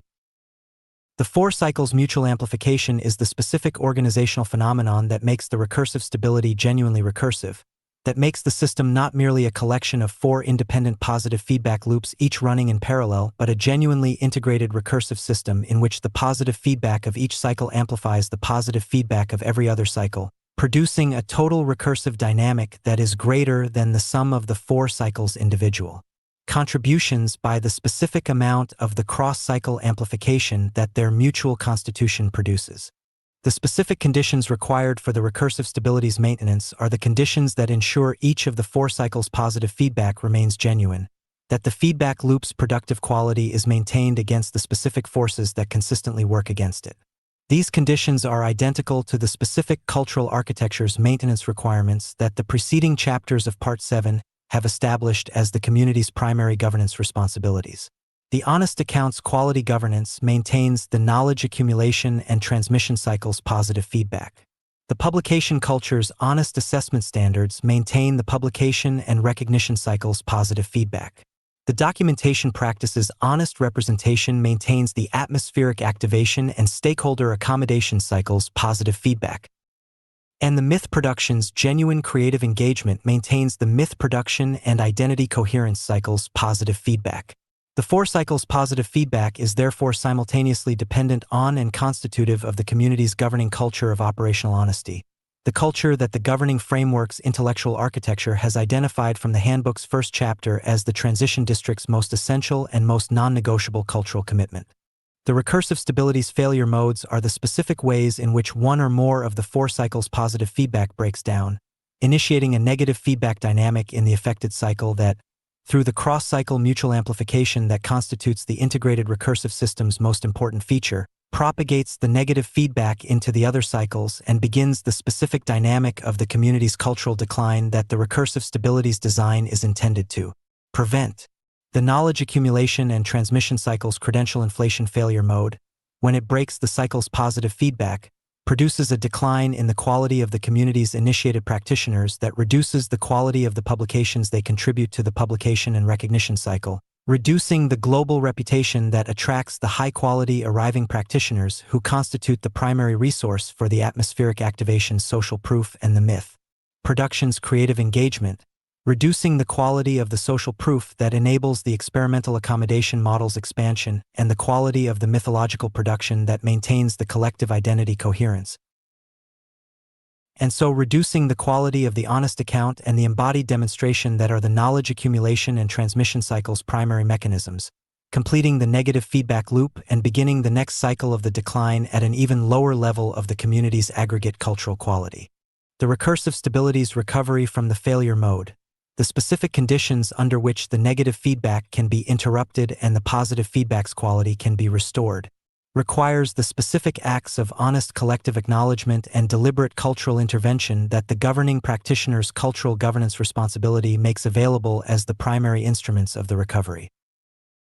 The honest collective acknowledgement of the failure mode's specific manifestation in the specific cycle where it has appeared, the specific cultural act of naming the credential inflation or the publishing quality decline or the documentation dishonesty or the myth production's entertainment drift as the specific failure mode that the community's cultural governance must address, is the necessary first condition of the recovery, because the failure mode's acknowledgement is the specific act that interrupts the defensive normalization of the decline that the community's social dynamics consistently produce in the absence of the explicit honest acknowledgement.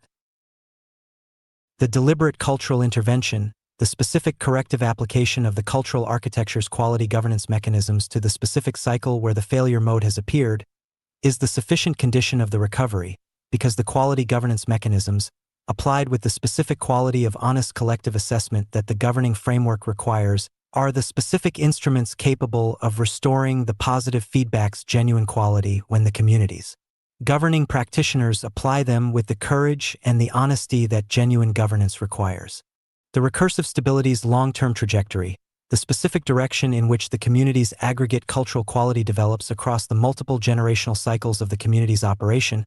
is determined by the specific balance between the four cycles' positive feedback's amplifying dynamic and the specific forces that work against the positive feedback's quality maintenance. The community in which the governing practitioners maintain the cultural architecture's quality governance standards with the consistent honesty and the consistent courage that the standards maintenance requires is the community in which the four cycles' positive feedback progressively amplifies the community's aggregate cultural quality across each subsequent generational cycle, producing the specific trajectory of the genuine civilizational development that the transition district's governing framework identifies as the community's primary long-term objective.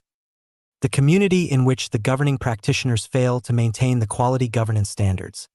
whether through the social pressure of democratic inclusivity or the organizational pressure of the growth imperative or the psychological pressure of the affirmational culture's more immediately comfortable alternative, is the community in which the four cycles' positive feedback progressively degrades across each subsequent generational cycle,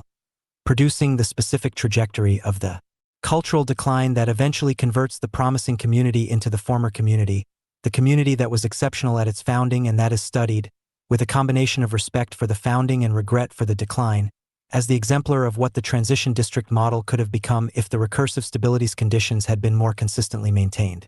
The transition district's governing framework does not guarantee the recursive stability's maintenance. No governing framework can guarantee the maintenance of a cultural quality that is ultimately the product of specific human choices made by specific human beings in the specific social conditions of the community's actual daily life. What the governing framework provides is the specific design of the conditions that make the positive choice: the honest account, the honest assessment, the honest documentation, the honest creative engagement, the path of least resistance rather than the path of greatest social cost. When the conditions are well designed and well maintained, the positive choices are the natural defaults of the community's cultural life rather than the heroic achievements of exceptional individuals acting against the community's cultural grain. The recursive stability is achieved when the positive choices are the natural defaults. The community that achieves this condition, that makes operational honesty and genuine knowledge transmission and honest social proof generation and genuine mythological production the natural defaults of its cultural life rather than the aspirational standards that require constant cultural heroism to maintain, is the community that has achieved the specific organizational form of the genuinely self-sustaining civilization rather than the institutionally supported program whose vitality is dependent on the continued availability of the external conditions that support it. The flame that sustains its own combustion, the ecosystem that generates its own fertility, the civilization that produces its own continuity. These are the specific forms of the recursive stability that the transition district's guild model and cultural architecture are designed to produce, not as metaphors for an aspirational organizational quality, but as the precise descriptions of the specific feedback loop dynamics that the community's design makes achievable when the governing practitioners maintain the quality governance conditions that the positive feedback requires. The recursive stability is not the guarantee of the community's permanence. No human community is permanent, and the transition district's governing framework does not and should not claim permanence as the objective of the recursive stability's achievement. The recursive stability is the guarantee of the community's generativity, the guarantee that the community's operation generates more of the cultural resources it requires than the operation consumes, and that the surplus of cultural resources is available as the foundation for each subsequent generation's development of the community's essential character rather than requiring each generation's independent reconstruction of the character from first principles. The generativity is the civilization's specific gift to its members across time, the gift of the cultural inheritance that makes each generation's starting point the preceding generation's achieved level rather than the preceding generation's beginning level, and that therefore makes the civilization's long-term trajectory the trajectory of genuine cumulative cultural development rather than the cyclical oscillation of the community that perpetually begins again from the same starting conditions because the knowledge transmission mechanisms are inadequate to provide each generation with the inheritance that genuine starting from the preceding generation's achieved level requires. The recursive stability is the organizational condition of the generativity. The guild model is the organizational form of the recursive stability. The transition district is the specific territory where the guild model's recursive stability is being instantiated for the first time in the specific conditions of the post-corporate civilizational transition. And the civilization it produces, the specific, durable, genuinely self-sustaining cultural community that the recursive stability's genuine achievement makes possible across the multiple generational cycles of the community's sustained operation, is the specific destination that the governing framework has been pointing toward from its first chapter's first sentence. The flame sustains itself. The ecosystem generates its fertility. The civilization produces its continuity. This is what the ecosystem looks like when it is working. This is what the ecosystem requires to keep working. This is why the work is worth doing. And this is the specific quality of the organizational achievement that makes the transition district not merely the first globally recognized post-corporate transition district in the history of human settlements, but the first institutional form specifically designed to remain what it is long after the historical moment that made its founding possible has passed, long after the founding cohort's specific energy has been succeeded by the subsequent generations' accumulated inheritance of the founding cohort's genuine practice, and long after the eerie between-time of Aldea Zama's liminal condition has resolved into the specific vitality of a fully inhabited, fully mythologized, fully governed, fully generative community that looks back at its own founding with the specific quality of honest gratitude for the specific people who recognized the window and moved through it while it was open. Part 7 complete. Part 8, the civilizational argument, begins with Chapter 38, what globally recognized actually means. Thanks for reading MXTM's newsletter. Subscribe for free to receive new posts and support my work with BTC. Send it to 1 NPHX MPFZJVMX SBPQVR WAA Lucy 5 BAKN Fu 6 or with fiat at PayPal. Me/Martin Chartrand. Subscribe. Substack Note Parts 6 and 7. The Stakeholder Conversation and the Guild Model and Recursive Stability. There is a specific and consequential difference between the proposal that requires the stakeholders' faith and the demonstrated reality that invites the stakeholders' participation. Every chapter of parts 6 and 7 of this handbook is organized around that difference, around the specific sequence of actions, the specific vocabulary choices, the specific cultural architecture, and the specific feedback loop dynamics that convert the second phase strategy from the first thing into the second. Part 6 is the most operationally specific section of the handbook so far, and deliberately so. The stakeholder conversation is the dimension of the transition district's development that is most immediately consequential and most immediately vulnerable to the specific error of the governing framework's enthusiastic but premature deployment. The error of approaching the landlords and administrators and developers of Aldea Zame's physical infrastructure with the intellectual architecture of the post-corporate transition district before the seeding phase's cultural production has generated. The specific documented evidence that converts the intellectual architecture from an interesting proposal into a demonstrated reality worth formally hosting. 5 chapters, each addressing a distinct and necessary element of the stakeholder conversation's successful execution.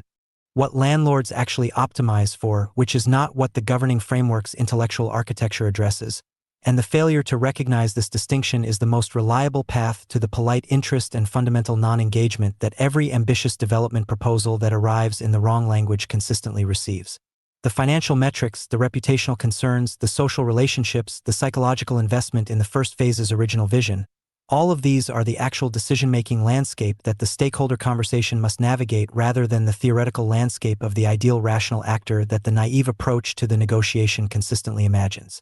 The language of the second evolutionary phase, a complete governing vocabulary for the stakeholder conversation, organized around the 3 primary commitments that determine every specific language choice the effective conversation makes.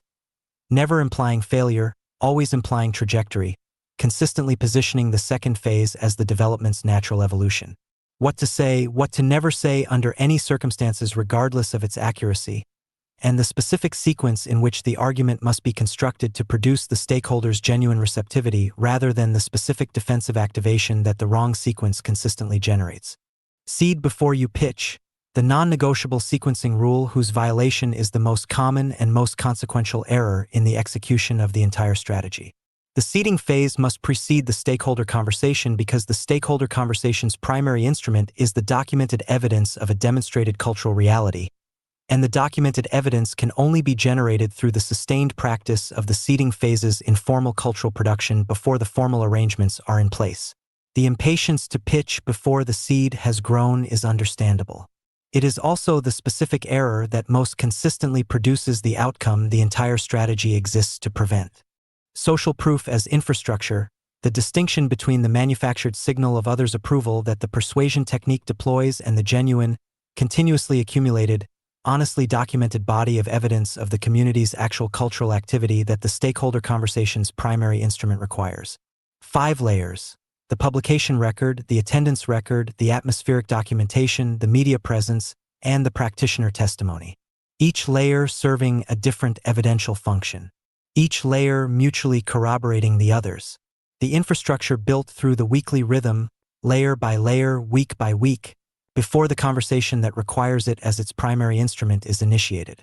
The experimental accommodation model, the specific institutional form that converts the stakeholder conversation's achieved reframing into the concrete physical arrangements the second phase program requires. Pilot activation nodes, rotating cultural occupation, cultural residency partnerships, event collaboration arrangements, each designed around the governing principle of maximum demonstration at minimum perceived risk. The model is called experimental because the honesty requires it. The experiment is genuine. The evidence will determine the outcome. Part 7 goes deeper than the stakeholder conversation's practical mechanics. It goes to the organizational foundation that makes the transition district not a program that will run for several years while the founding cohort's energy sustains it and then decline as the founding cohort's energy depletes, but a genuinely self-sustaining community whose ongoing operation continuously regenerates the conditions that make its continued operation possible. For chapters, for dimensions of the guild model's genuine organizational character, stripped of the medievalist romanticism and the platform-era appropriation that have made the concept simultaneously more appealing and less useful than it deserves to be. Guilds without mystification. The genuine guild is not the stone-walled workshop of the romantic imagination, and not the gig economy platform's appropriation of the guild's vocabulary in the service of the non-binding individual contractor relationship. It is the specific form of occupational community organized around 5 operational characteristics that together make the systematic prevention of catastrophic knowledge loss and the sustained transmission of genuine operational capability across generations of practitioners genuinely achievable. Territorial rootedness, generational continuity, binding commitment, quality governance, and mutual obligation. The Guild is demanding. That is the point. Layered initiation as cultural architecture. Not hazing, not ceremony, not onboarding. The specific design of the community's cultural life in a form that makes genuine operational capability development a staged, acknowledged, and consequential process whose stages are marked by specific observable, community-acknowledged threshold conditions. 4 layers. The arriving practitioner, the developing practitioner, the contributing practitioner, the governing practitioner. 3 cultural practices that maintain the architecture as a living reality rather than a conceptual scheme. Explicit acknowledgement, differentiated expectation, and protected transition. 3 failure modes that the architecture must be actively maintained against: hierarchy capture, credential inflation, and insularity calcification. The initiated as continuity multipliers, the specific operational concept that describes what the initiated practitioner actually does for the community's long-term cultural viability. Not the senior member of the hierarchy. Not the mentor in the formal sense. The specific practitioner whose ongoing honest account, embodied demonstration, and creative inheritance contribution generates cultural continuity outcomes that are proportional not to their individual community participation but to the number of developing practitioners whose conversion arcs the honest account has genuinely prepared, the number of community standards the embodied demonstration has genuinely maintained, and the number of mythological productions the creative inheritance has genuinely enriched. Recursive stability, the most technically demanding and most organizationally consequential chapter of the handbook to this point. 4 primary feedback cycles that together constitute the complete recursive system: the knowledge accumulation and transmission cycle, the publication and recognition cycle, the atmospheric activation and stakeholder accommodation cycle, and the myth production and identity coherence cycle. Each cycle a genuine positive feedback loop whose productive quality amplifies each other cycle's productive quality through the specific mechanisms of the cross-cycle mutual amplification that makes the integrated recursive system greater than the sum of its 4 independent cycles. The conditions required for the maintenance of the positive feedback. The failure modes that break the positive feedback. The recovery mechanisms that restore it. And the specific long-term trajectory of the community whose governing practitioners maintain the quality governance conditions that the positive feedback requires, the trajectory of genuine cumulative cultural development rather than the cyclical oscillation of the community that perpetually begins again from the same starting conditions. The flame that sustains its own combustion. The ecosystem that generates its own fertility. The civilization that produces its own continuity. Parts 6 and 7 are available now. The handbook continues with Part 8, the civilizational argument. Pirate first, ex post. The proposal that requires the stakeholders' faith. The demonstrated reality that invites the stakeholders' participation. These are not the same thing. The entire stakeholder conversation strategy is organized around the specific sequence of actions that converts the first into the second before the conversation is initiated. Seed before you pitch. Document before you present. Demonstrate before you claim. And build the organizational architecture that sustains the demonstration across generations of practitioners who were not present at the founding. That architecture is the Guild. That sustainability is recursive stability. That destination is civilization. Pirate first. #string. #stakeholder conversation, #pirate first, #MXTM, #sovereign doctrine, #post-corporate, #civilizational transition, #transition district, #aldeazama, #Tulum, Mexico, #Riviera Maya, #Selvazama Tulum, second evolutionary phase, #narrative reactivation, #liminal architecture, #seed before you pitch. #social proof as infrastructure, #experimental accommodation model, #pilot activation node, #rotating cultural occupation, #cultural residency partnership, #event collaboration, #governing vocabulary, #what to never say, #prestige stabilization, Narrative reframe, hashtag property stakeholders, hashtag landlord strategy, hashtag development strategy, hashtag cultural activation, hashtag atmospheric dividend, hashtag cultural distinction premium, hashtag civilizational legacy, hashtag guild model, hashtag guilds. Without mystification, hashtag layered initiation, hashtag cultural architecture, hashtag earned standing, hashtag arriving practitioner, hashtag developing practitioner, hashtag contributing practitioner, hashtag governing practitioner, hashtag hierarchy capture, hashtag credential inflation, hashtag insularity calcification, hashtag continuity multipliers, hashtag honest account, hashtag embodied demonstration, hashtag creative inheritance, hashtag recur.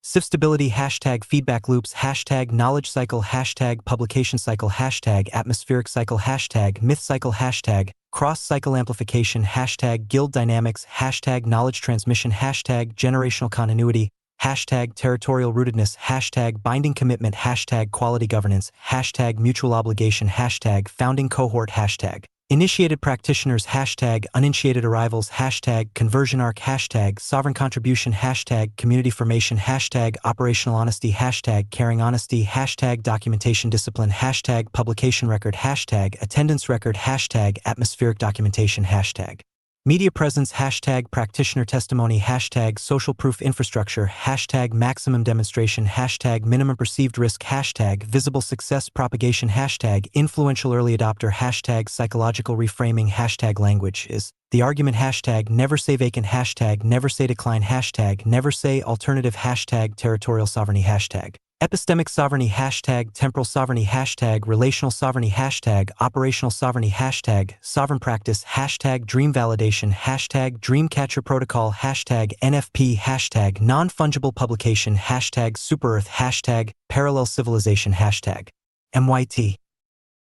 H-engine, hashtag weekly metabolism, hashtag recursive system, hashtag positive feedback, hashtag cultural continuity, hashtag civilizational durability, hashtag the flame that sustains itself, hashtag the ecosystem generates its fertility, hashtag the civilization produces its continuity, hashtag pirate first doctrine, hashtag MXTM handbook, hashtag sovereign doctrine series, handbook I, hashtag handbook series, hashtag Mexico Caribe, hashtag jungle city, hashtag Yucatan Peninsula, hashtag post-tourism, hashtag frontier economy, hashtag culture precedes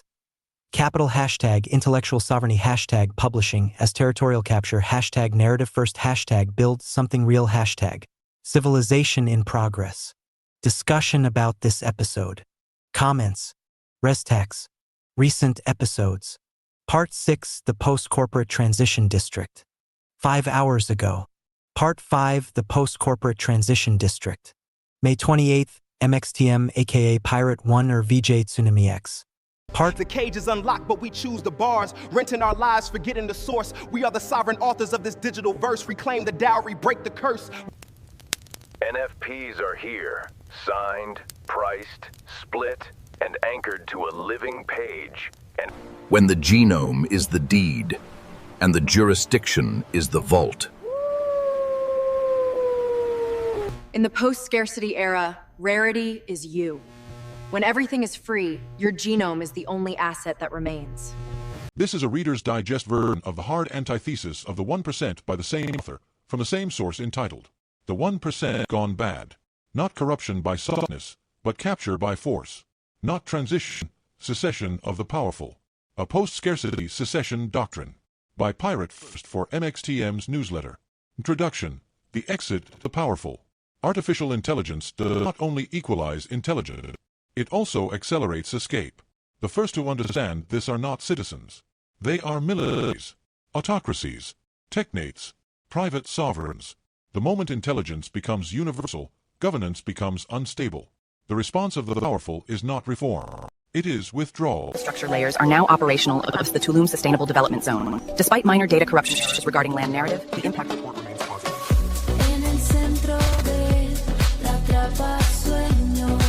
The simulation data confirms critical interference levels across the territory. Narrative load is unstable. Be advised, paranoia is now a product. The risk assessment is maximum.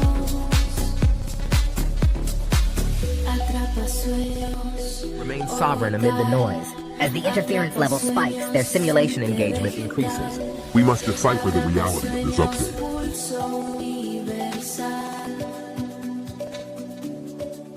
Attention. Signal integrity is failing. We have 4% uptime before the broadcast load collapses. Decipher the transmission and act immediately. 4-2. The 1%. A post-scarcity transition doctrine. Gone.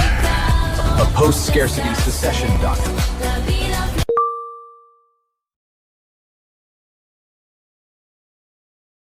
Pirate First presents the 1% doctrine as an architectural and social response to this collapse of the cognitive pyramid.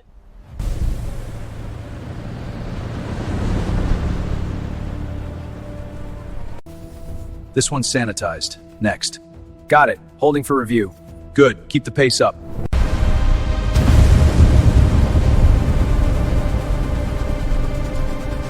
It takes a pirate to catch one.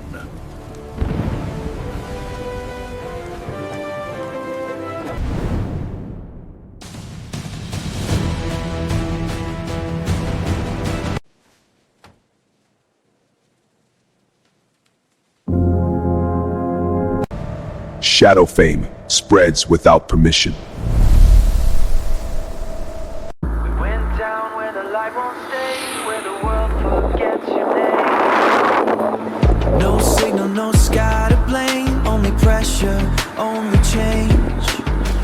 We learned how the silence breathes. We learned how the silence breathes.